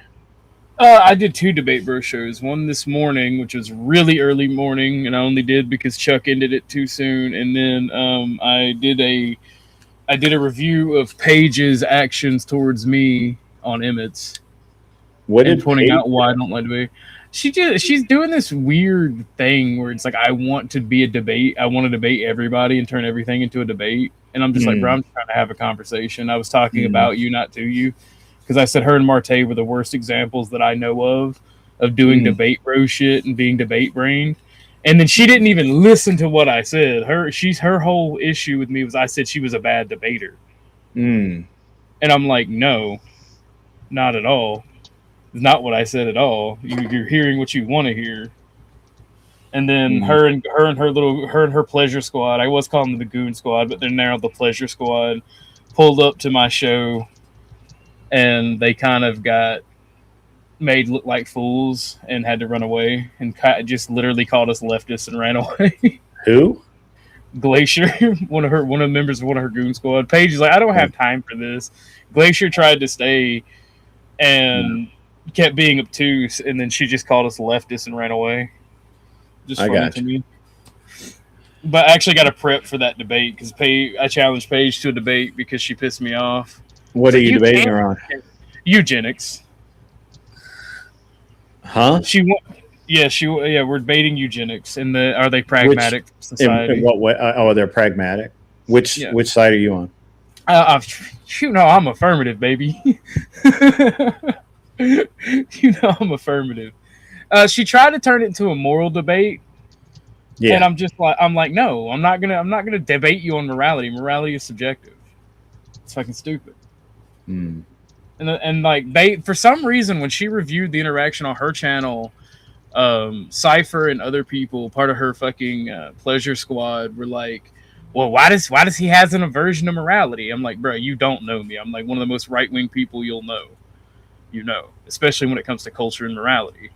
Economics, then you can call me a commie, I guess. There's some grounds for that. But what do we call you if you lose to a girl? She was just a better debater. You can call me a loser, okay. I guess. All right. Fair enough. Well, cool, man. I watched a little bit of. I've had a little tiny bit of time to watch some content, but not a ton.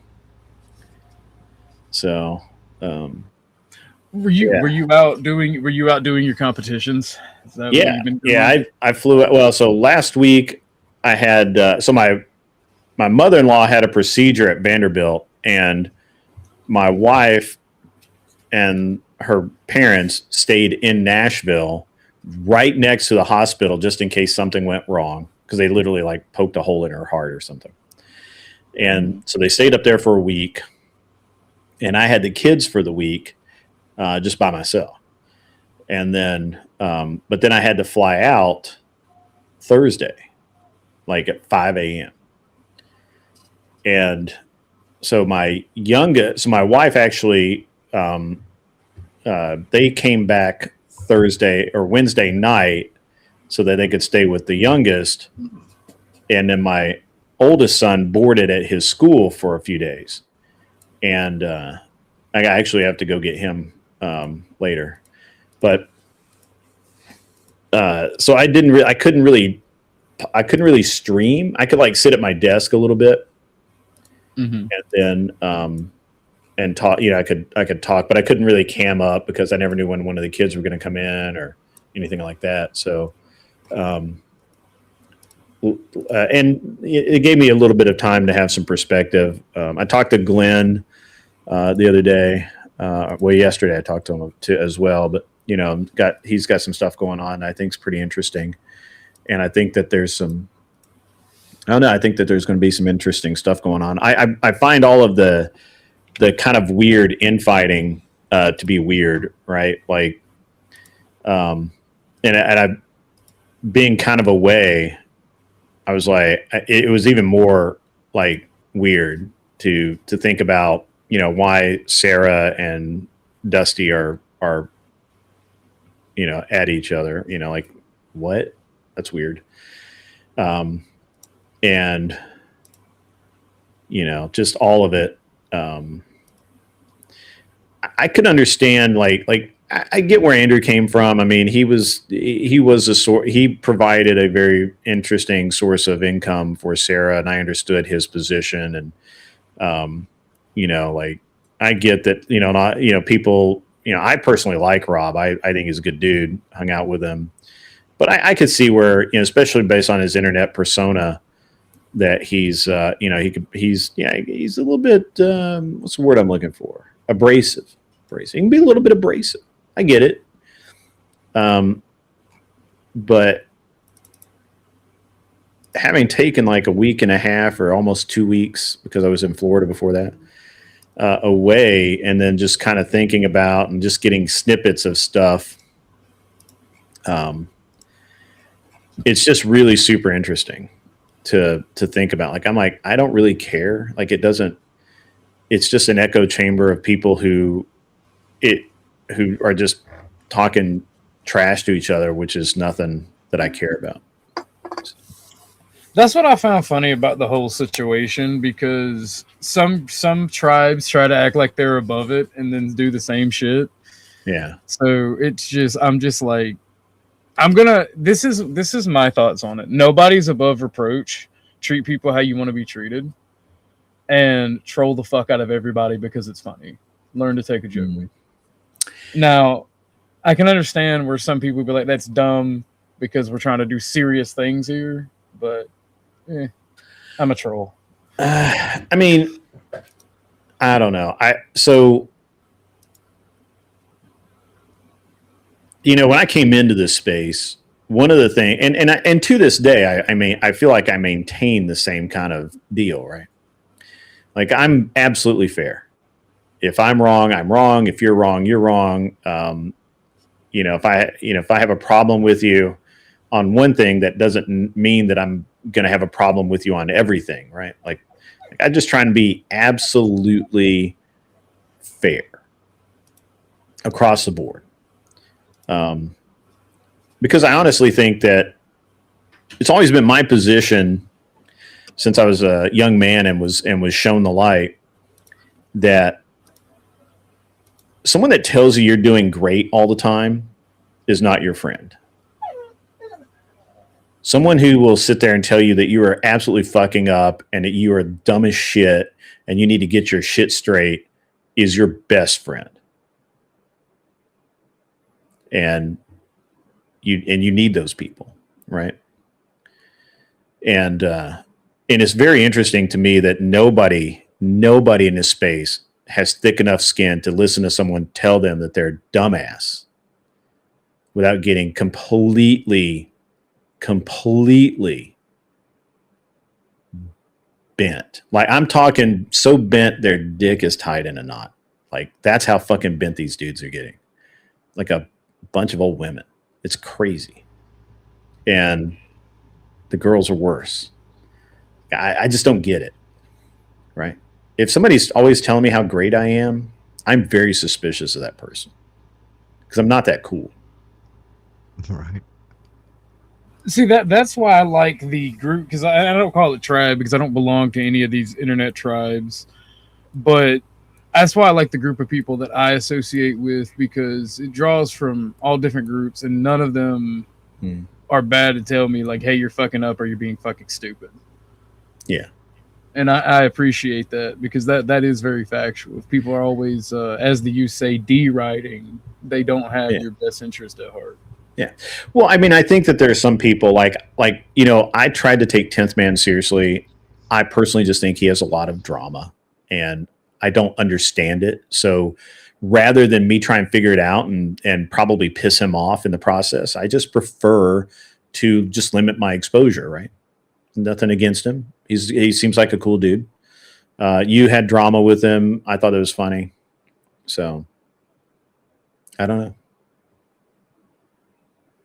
I don't know. And it's just, I picked him out of thin air as an example. There's nothing personal against him. It's an obvious example that you and I would both know and understand, right? Yeah. He has a lot of issues and sure takes that out on the internet. It's pretty much his problem. Yeah. Well, it's not his problem. It's not a problem. He can do that. There's nothing wrong with him doing that. Like, I don't know him. We don't hang out. So it's just somebody on the internet letting out their feelings, and that's cool. It doesn't hurt me. It's the same reason why I don't really get that bent about Speakeasy, because who the fuck is he anyway? Like, I don't know that dude. Like, why do I care? Now it's different if it's someone like Glenn Lawrence, who I've met and I hang out with and we talk, and if he came to me and said, dude, you're fucking up. You need to get your shit straight. I would listen to that, because I would believe that because he's my friend, and I would believe it. Yeah. Hey, Grit, you're fucking up. You need to get your shit straight. I did. You know what? And Clover's actually been a really good friend. He'll literally, he has literally like hit me up and said, dude, have you got this done? What are you God. what are you fucking doing? And Make me sound like an asshole, which I am, but you know. Yeah, no, but it's the right thing to do. That way. Come on. It's a right, because I asked for his help, and if I don't take it, then here's the other thing though. So give yourself credit on the backside of this, because I get what you're saying and about, you know, you need people that check you, right? Mm-hmm. But at the same time, you got to be willing to be checked, you know? That's great. So that's a great point. So many people, how many people do you know that will say that, right? They won't help, but then when help arrives, they don't want to do what they need to do to be able to accept said help, you know? They get all mad and get butthurt over shit. And it's like, hey, you asked for my help, fucker. What are you talking about? Yeah.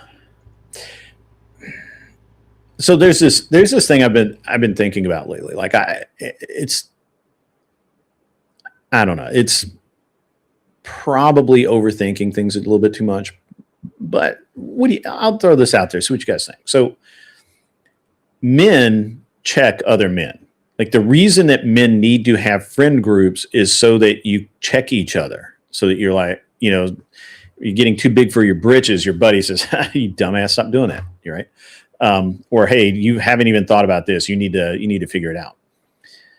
And when people out there trying to be like lone wolves and they don't need anyone and they don't need the advice and input of other people, or they just don't trust what people are putting out there, or on the other side of that, they're hanging out with people that constantly make it all about them, right? Like it's got to be about them. They can't stand anybody else getting the attention or whatever. And their friend group does not check them. That does not check them up and say, bro, it's not all about you. Shut the fuck up. You know, let's listen to whatever his name is over there and what his problem is. I think that there's a lot of room in society for people to improve that, or regain ground to where it was at one time. Because, you know, when looking throughout history, men have always had friend groups that checked them and made them better. It's almost a revered thing. And now everyone just wears their feelings on their shoulders and they don't bother to understand or even try and understand anything. That bothers me, frankly. I mean, and it probably shouldn't, you know, but it does. And I think that there's especially in the online space, and I am talking more about the online space than offline. I'm sure that everybody has, you know, at least a few friends. Like, but it emboldens, right? The anonymity and sure the distance definitely like emboldens attitudes and whatnot. They you know, fucking puss out in a heartbeat if it was in real life, you know. Yeah. I mean, like, you're not going to say that to my face. You would, in a million years, you would not say that to my face or talk that way to my face. I can guarantee you one thing, and Grid will tell you this. And Grid's the same way. I can vouch for him for sure that what I say, I will say to your fucking face. Yeah, I will too. I think that's something that.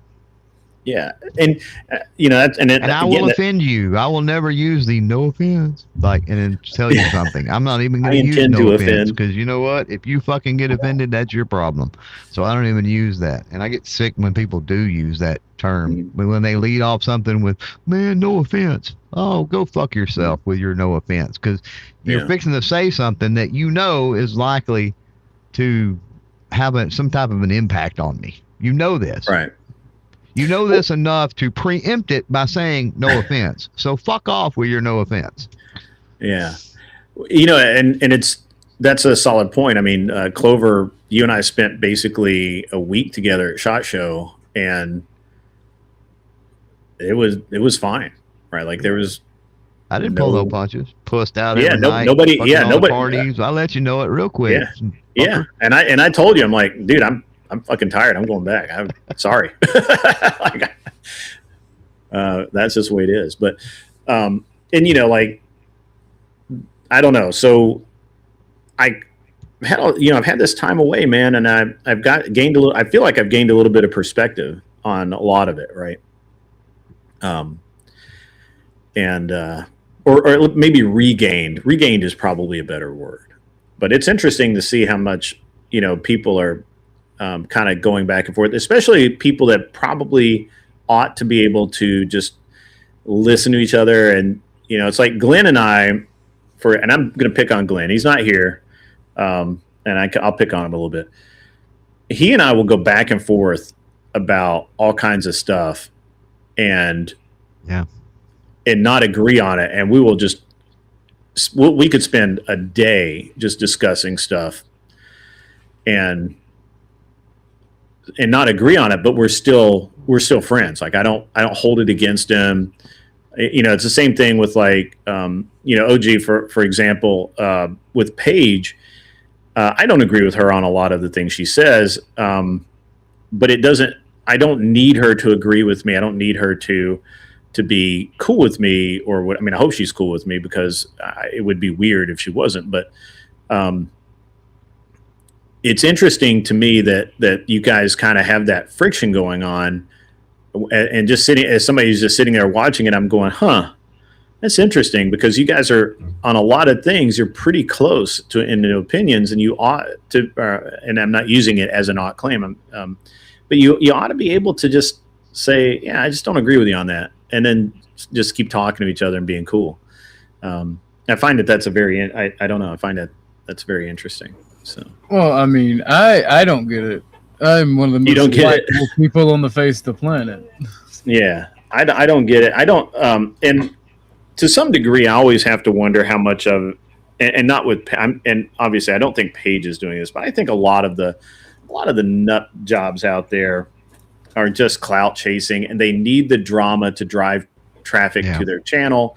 They need the turmoil to keep people interested, or they feel like they do because they honestly don't have anything else of subject, right?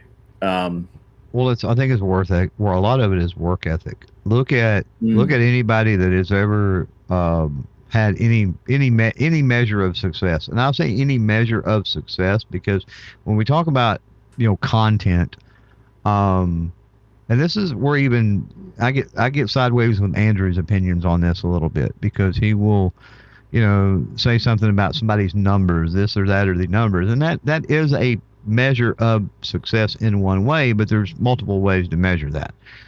So any measurement of success, that happens from putting in the work, right? Sure. And what I see over here constantly in the the debate space, whatever you want to call it, is I see a whole lot of people that want to play around, but like they really don't want to put in the work. Yeah. And what are for the people that are lowbrowed when it comes to content creation and understanding how all this works, what are some of the massive tropes that people like that believe in any genre, in any niche? And one of them is, clout. If you can get in with somebody big, that's going to blow you up. Well, no, it's not. I've had literally channels with millions of subscribers on my podcast before. I know them regularly. I text them regularly. They're friends, and I'm not a channel that's blowed up. That don't work. And then drama, right? And the problem with drama, Sarah found this out, I think, and others are going to eventually, but the problem with drama is it's that double-edged sword. Yeah. For every person that you bring in for the drama, you turn one away. Mm-hmm. And at some point, drama gets old as well. But those are the tropes, the myths, the low-hanging fruit that the lazy people think that they can use to achieve success. And they may achieve success in a short-term manner, right? Mm-hmm. Fleeting success, sure. They may make a few, $100,000 on a live stream. They may, something like that. They may blow up. 10 or 15,000 subscribers in, you know, a few days or weeks or something. But long term, yeah, it ain't gonna work out. It's work. Yeah, I mean that's certainly true. Anson is hilarious. I have not been taking Ozempic. I was talking to our friend Clover here about what he's been on and trying to understand it, because I had never heard of anything that he had talked about. Still haven't had really a lot of time to look into it just to try and get some knowledge on it, but it's very interesting. Actually, I actually have to get back into my workout routine. I haven't gained any weight, but I kind of stopped dropping. There's way better things than Ozempic nowadays. So, Ozempic old school. Really old school. Yeah, I don't. I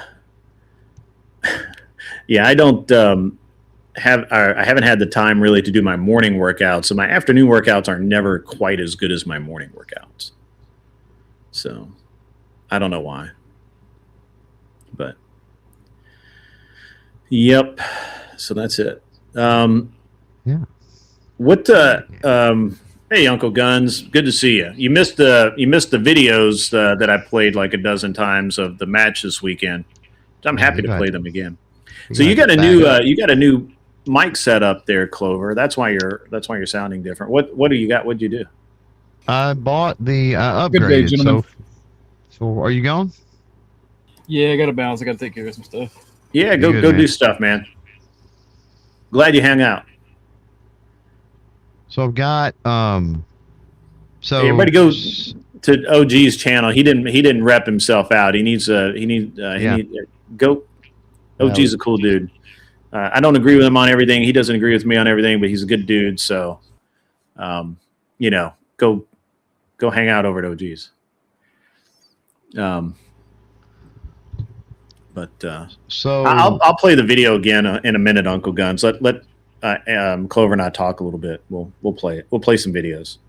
So I had the a few years back. Obviously, you were there at SHOT, so you seen the setup, right? So that setup was bought and paid for by that company that pays us to do the podcast at SHOT, basically, and that was a Zoom PodTrack P4. I've got one with their 4 mic professional mic setup kits. Blah blah blah blah blah. Well, they've come out now with the Zoom PodTrack P4 Next. And I've been looking at it for some time because it's got AI noise cancellation, it's got noise compression, it's got the sound pads, which I don't know if you can hear the sounds, but they should if I hit one like this. I can hear that. You can? Sweet. Yeah. So anyway, and I got all kinds of stuff like. It'd be a lot cooler if you did. But anyway. So I've got all of that, and I'm like, okay, well, if I'm gonna buy this, I'm gonna maybe use it on my own podcast instead of just for the remote, when a company pays for stuff. And so I'm like, okay, well, I need a mic, and I don't know that I want to use one of those with the older setup. So I bought the Rode Pod Mic. So. The Rode. I use a Rode Pod Mic. That's what I have in front of me right now. Yeah, I'm on the PodTrack P4 Next and running the Rode Pod Mic through that. Now, the only drawback that I'm seeing is I've got a Bluetooth earbud in one ear that I'm listening to you on, and then I've got a earbud in the other ear that is monitoring the PodTrack. So the output, you know what I'm saying? I have a Zoom P4, and I was looking at buying the P4 Next. I don't have a reason to currently to buy one, but the P4 works great. It's just it's a little finicky to set up. It is also gets janky with the power. So and you don't have that. You don't have that with the P4 Next. Or I haven't experienced it so far. But what will happen is with the for those that don't know, I mean, they're designed to be portable, so they run on 2 AA batteries essentially. Or you can plug into That's it. This is exactly it. Or you can plug into a USB power source, or a battery backup USB thing or whatever. The problem is that USB port on the Zoom P4. There's something wonky in the circuitry or something with that just acts weird. There's lots and lots and lots of complaints about it. And we experienced that at SHOT this year with this one. So that was one of the reasons I'm like, you know what, I'm going to go ahead and get the P4 next. And then I've got plenty of time. I can use it for my own podcast. I got plenty of time of playing with it. Aside from the mics that I hook up, I've got plenty of time to play with it before, SHOT of next year or whatever. Yeah. And that sort of thing. But like so far, that's one of the biggies. Like aside from the features that it has, which is cool, the biggie is it seems to be a whole lot more reliable, consistent, whatever you want to call it, when it comes to power, which is nice. And it actually switches. I was reading some of the documentation between the P4 and this one. And the way that it switches power, the way that it uses the batteries, and then it stops using the batteries if you plug something in, back and forth. I found no such documentation for the original PodTrack P4 that said it did that. Which I don't think was I've ever interesting. Yeah, which was really interesting. And I thought, well, maybe that's the difference in how it is more reliable in the way that it handles power. Right? For sure. It has that type of circuitry technology, whatever, built into the new one, and they, for whatever, it's just oversight, right? I don't think it was necessarily intentional. Because I think primarily they expect people to run these off of batteries. Seriously. But if you're in a setup like me here in a studio type situation, I don't want to have to keep changing AA batteries. That's stupid. Right. I only use mine when I do remote. I don't use it in the studio at all. Right now, my mic setup is I run through a XLR deck, an Elgato XLR deck. Yeah. And so the Zoom is only for remotes and recording. If I do an interview or something, I'm gonna ask Grumple, if you're making biltong, bro, why have you not sent me any, bro? I'm a biltong guy. I like the biltong is awesome. You need to DM me some info on when you're going to do biltong again, because that stuff's awesome. As long as you're not doing anything weird like sage and mushroom or some shit. Just straight up. Horrible. Sage is horrible. It's one of my can most be hated for sure. Can be for spices. sure. You can overdo that so easily, and people do. Yeah, Void, good to see you, my man. Plumbing life for sure, man. Hard work is awesome. So there you go. I'm gonna Uncle Gunzy, if you're still in, I will. I'll throw up the vid that we were watching earlier. We'll start with the one from the shotgun run, because it's just cool. It's just cool, and then we'll do some other ones, but. If you're still here, if you're not here, then I don't know that it's worth it. But I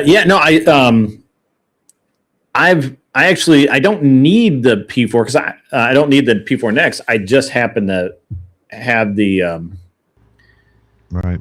I just happen to maybe think it's okay and think it's necessary. So to buy one, I just don't need it right now. But I could have used it when I was in Texas if I had decided to do a remote. And I will say this too, that as time has gone on, I've been extremely blessed, right? We talk about success and things, and my success is not really in numbers, it's in a lot of other things, but it makes me money. And as you get money, it's either you give that to the fucking government vis-a-vis taxes, which is coming up in a week. I've already paid mine, unfortunately for me. But you either give it to the fucking government or you buy equipment. Right. Yeah, that's true. So that was, I'm not gonna lie, that was another reason to go ahead and get it too. Is I'm like, but it's a write-off at the end of the day. I need to spend money anyway. Like, let's do this. Yeah. All right. Well, let me I'm gonna mute. Here. Yeah, that way I'm not talking on this one. All right, so what you're looking at here, Uncle Guns, is this is stage 2 at the Ready. the Magpul Texas State Championship, 3-gun. And this was actually the last stage of my first day. I started on stage 9. 2 feet touching the orange stick. There you go. Are you ready? Stand by. Hit! These are slugs at about 50-ish yards, 50, 55, somewhere in there.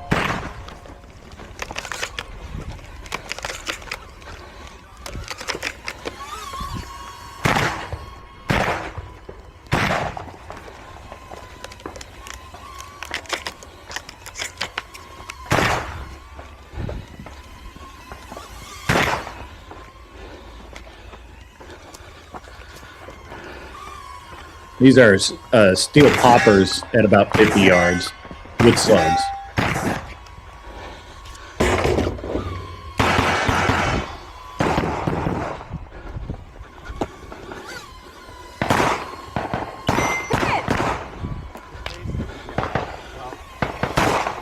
Hit! Hit!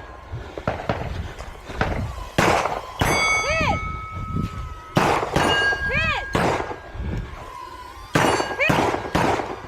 Hit! Hit!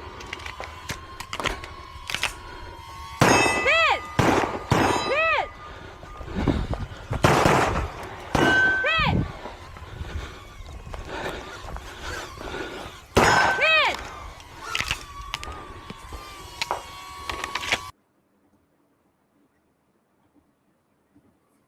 All right, so that's the first one. I don't know why we Yeah, get the baby. purple star stuff.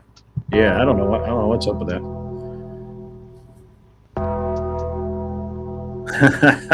That's awesome. I may have to buy one just for the heck of it. I like it.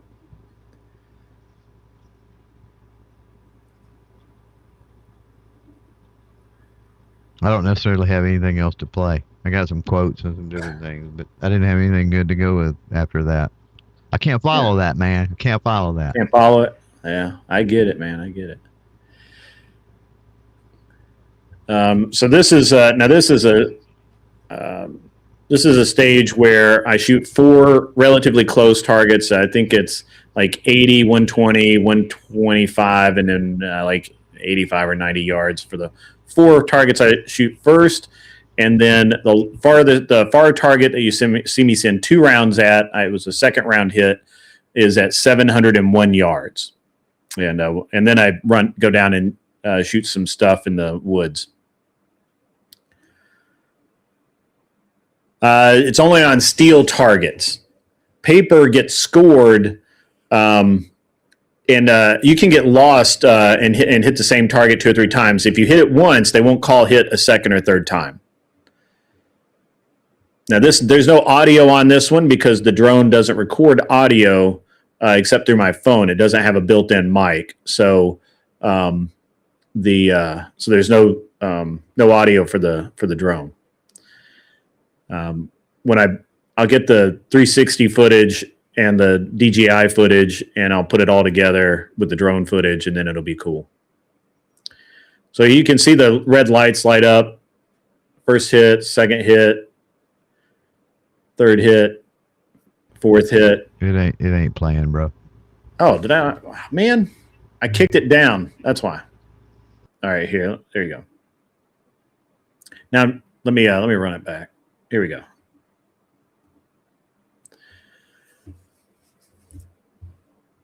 So again, no sound. Sorry, guys. So you can see the hits. You can see the red lights on at least 2 of them. And then adjust. First shot. Second shot. That's a hit.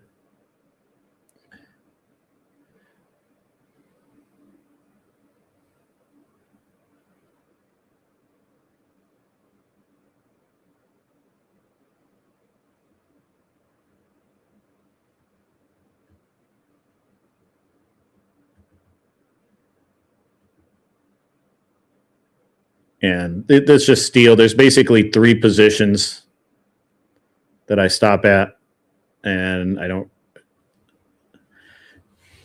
I think, I forget, there were 18 steel, 9 pistol, or 9 paper, something like that. So we're going to run down here to here. The drone follows. Steel, steel. To move slightly. See that one.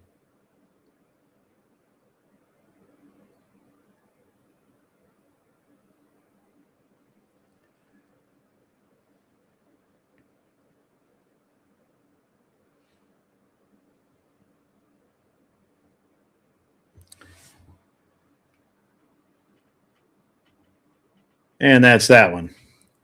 You know, the way that you straddle that platform, that'd be a bad spot to get a splinter. Just saying. Yeah, you have to have trust in your gear that your pants are not going to be. Right.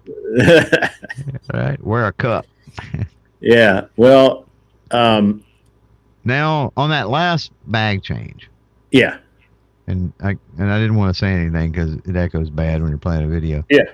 But on that last mag change, I didn't see you rack the slide. Either I missed that. No, or, I try to not run dry. Okay. So I have okay, gotcha. Okay. I try and plan my reloads. A couple of times I'll have an extra makeup or two. That's what it looked like. So okay. And okay. yeah, so I just I'll throw the mags, and I get the mags out of the gun. Like I'm like, they got to go, because I've watched people sit there and drop the mag and it get hung, especially with Glocks, they get hung in the mag well, and I'm like, Right. nope, they got to go. Those things Yep. have to go. Yeah, not all mags fall clean, you know. Right.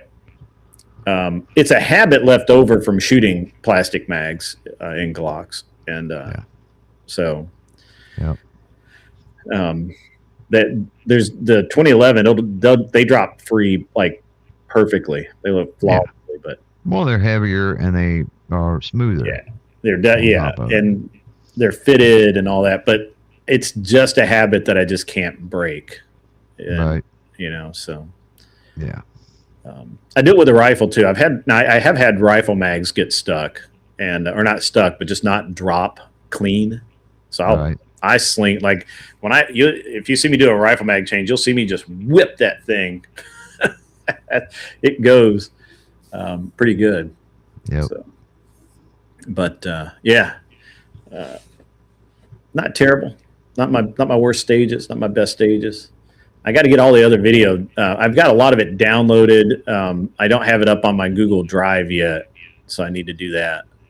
It'd be a lot cooler if you did. Yeah, new toys, man. New toys. You opened the door for that one. I did. Yeah, Uncle Guns. It's pretty neat stuff. It's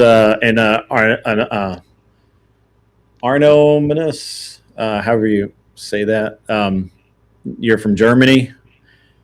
Yeah. You can shoot firearms in Germany. You can go to a pistol club and go shoot. You just can't shoot any military calibers. Germany makes some good shit too over there. Yeah. Yeah, they have the IWA, the international, but I don't remember the acronym of the thing, but basically the global shot show is IWA, and it's in Germany every year. So yeah, go see all the full auto stuff. Oh man, I would love to make that one year. I just need a company to fund it for me. I'm working on it. Yeah, I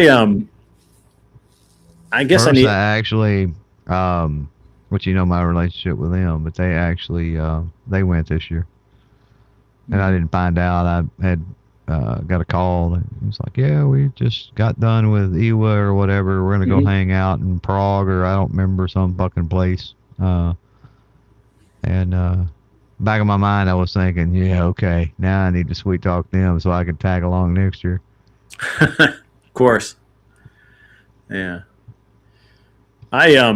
So I rented a Jeep in Texas, which I did in Arizona too. I've gotten to the point now where some of these ranges, I've been to the ranges enough to know what's going to go down, and I hadn't actually been to this range, but I've watched the videos every year. I've signed up for this match for like the last 3 years, but I never get to go. I pay, and I told Aaron, I'm like, I send you money every year. I just don't get to come here. And but one of the things that I knew watching the videos is if it rains, that hard Texas clay becomes like grease. Like it's the worst. It's just the worst stuff to drive on. And so I used to specify trucks when I would rent, but you no longer guaranteed a 4-wheel drive truck if you rent a 4-wheel drive truck. They just say truck. They just say pickup truck. They don't make a definition of 4-wheel drive or not. So, yeah, so Jeeps are the way. And almost every airport I can rent a Jeep. So, and they gave me like a really cool one this time. They gave me like a Rubicon, top of the line, cool Jeep. I'd turned it in with mud up to the roof. Like that Texas red mud. It's almost like the Georgia red clay, but different. So it was awesome. I am familiar. Yeah. It's a huge facility. They do like adventure motorcycle stuff there. Like they have a place where you can go on this ranch. You can go and rent. They have a fleet of probably 20 or 30 adventure motorcycles that you can go rent and drive around and just ride trails around this property for like miles. It's crazy. Huge property. And I had a lot of fun. It was really a great match. I wish I had problems with my shotgun because I was just weird with the ammo. And this is a lesson to me, by the way. I normally shoot in my 1301. If I can get it, I want to shoot the Remington STS, the Nitro Premiers or whatever. Like go to it is clay season, so there's a lot of shotgun shells. So I was going to buy them from Bass Pro in Austin, but I went to Walmart first, and Walmart had, I was going to buy them from Walmart, but I went to Bass Pro first, and Bass Pro had something I had never seen before, which is the STS, the same exact shell, but in a low recoil model. Oh, probably not good on a semi-auto, or not as good. Not as good. It wasn't consistent. So like the first day it ran perfect, ran flawless. The next day it would like it started like short stroking. I cleaned it. I was like, what's going on? This is weird. It was ejecting the shell. So it wasn't like the gas system wasn't working, but it wasn't picking up the next shell. Mm. And I was like, right. What in the world is going on here? Wasn't quite getting it back far enough. Yeah, and just random shell, so it's like, and as near as I can tell from the limited amount of research I was able to do online that night was there's something in the wad. How they make it low recoil and still 1175 feet per second. Right. Because clay's. Yeah, the wad has almost like a spring effect to it. Yeah, so there's something in sporting clays, you have to be within a specific feet per second. You can't be slower than like 1145. You can't be faster than like 1275. Right. So that's, and I was looking at the feet per second. I was less concerned with the construction when I bought it. Yep. And so I'm like, hey, it'll run fine. It did run, but then it didn't. And so I woke up the next morning early, went to Walmart, bought the standard 1250 because they didn't have 1175 non-low recoil that I could find. And it ran perfect the entire rest of the time, like not one problem. And it was just, so that cost me my first and it cost me my first and second day was dealing with shotgun problems. and then I had the problem with the rifle feeding off the mag.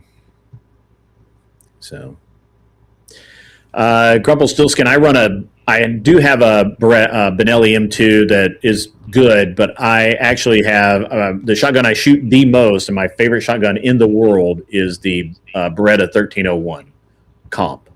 Not the 1301 comp, not the pro comp, but the comp. And the only difference is my receiver is black and not blue. Otherwise, it's the same. So, but yeah, and other than that, pistol just ran like a. So I ordered this cool ammunition from a sponsor of the match. They guaranteed that it would be at the match 2 days before the match. So I get there and I expect the ammo to be there, and it's not. Grumple Stillskin, Beretta owns Benelli, so not really cousins anymore. But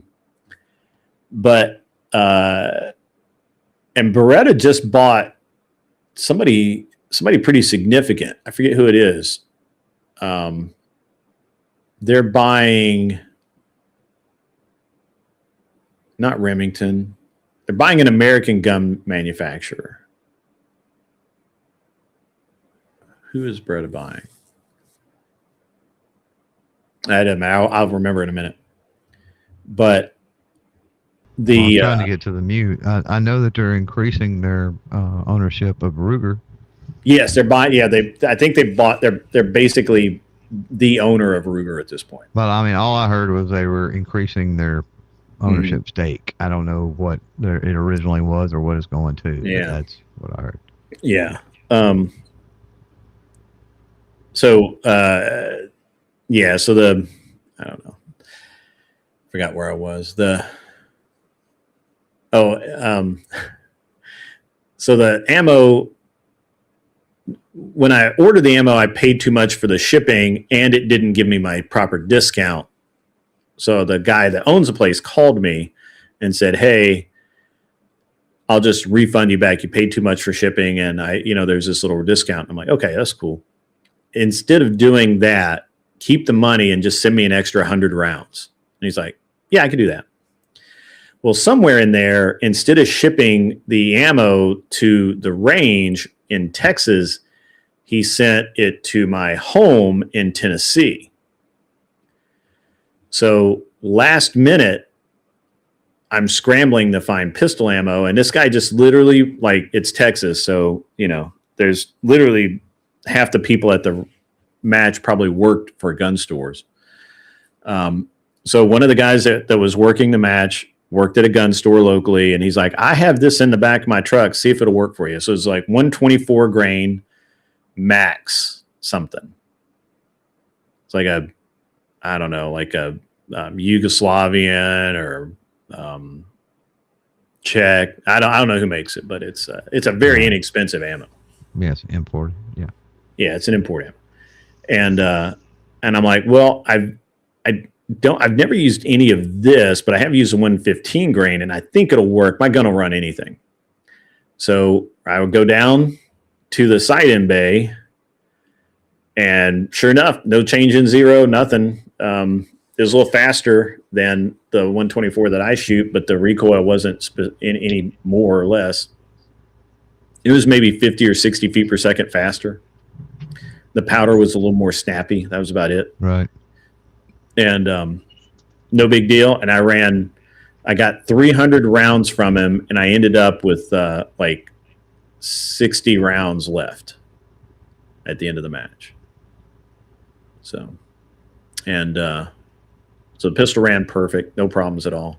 Man, one of my favorite ammos to run is Igman, which I think is Slovakia or somewhere, but it's imported 124 grain, and like that stuff never lets me down as far as 9. Yeah. Hey, I've got to jump. I got a thing come up. So yeah, I'm getting out of here in just a few minutes myself. I appreciate you coming on, Clover. Enjoyed it.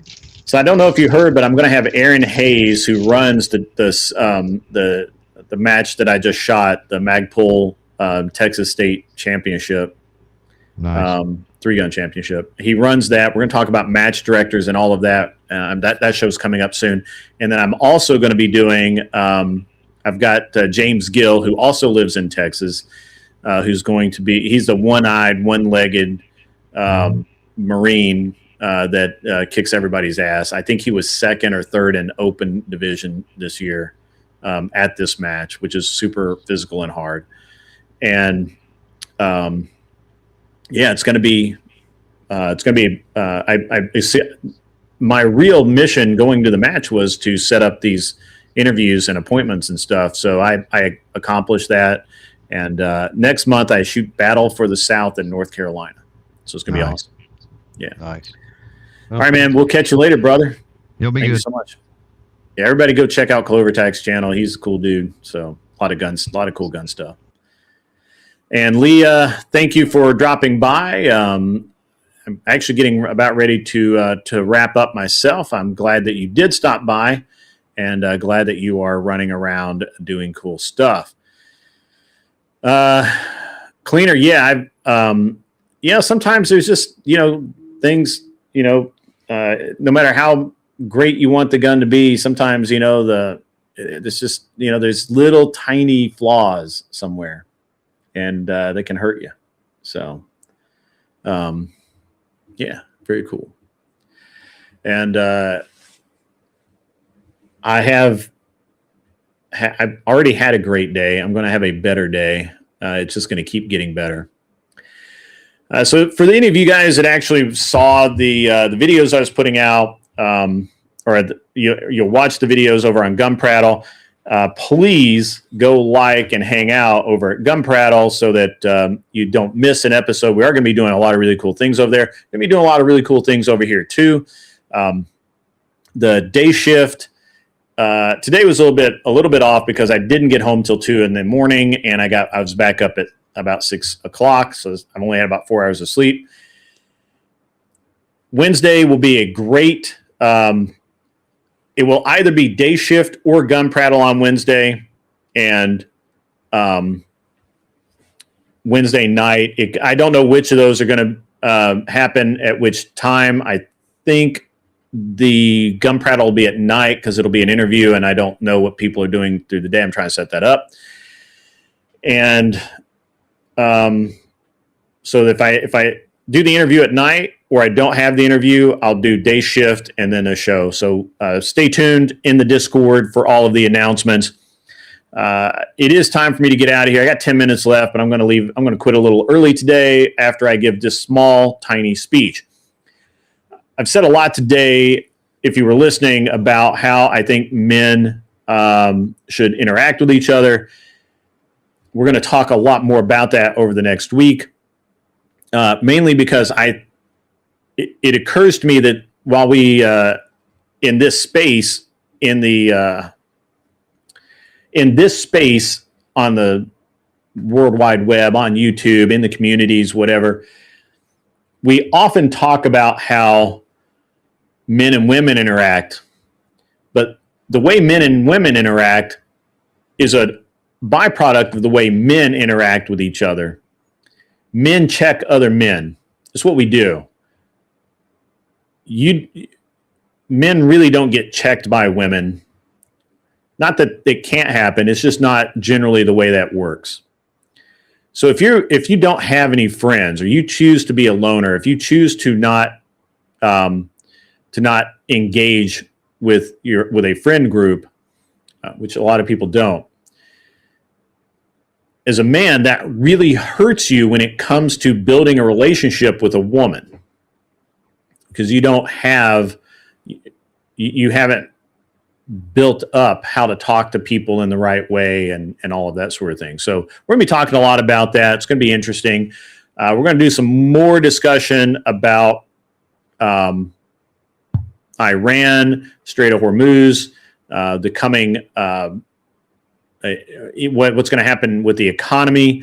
A lot is, and while I'm certainly happy to debate about many different things, I'm kind of debating in and of itself is interesting and fun, but my show has always really been about discussion topics and things of that nature. So we're kind of getting back to that.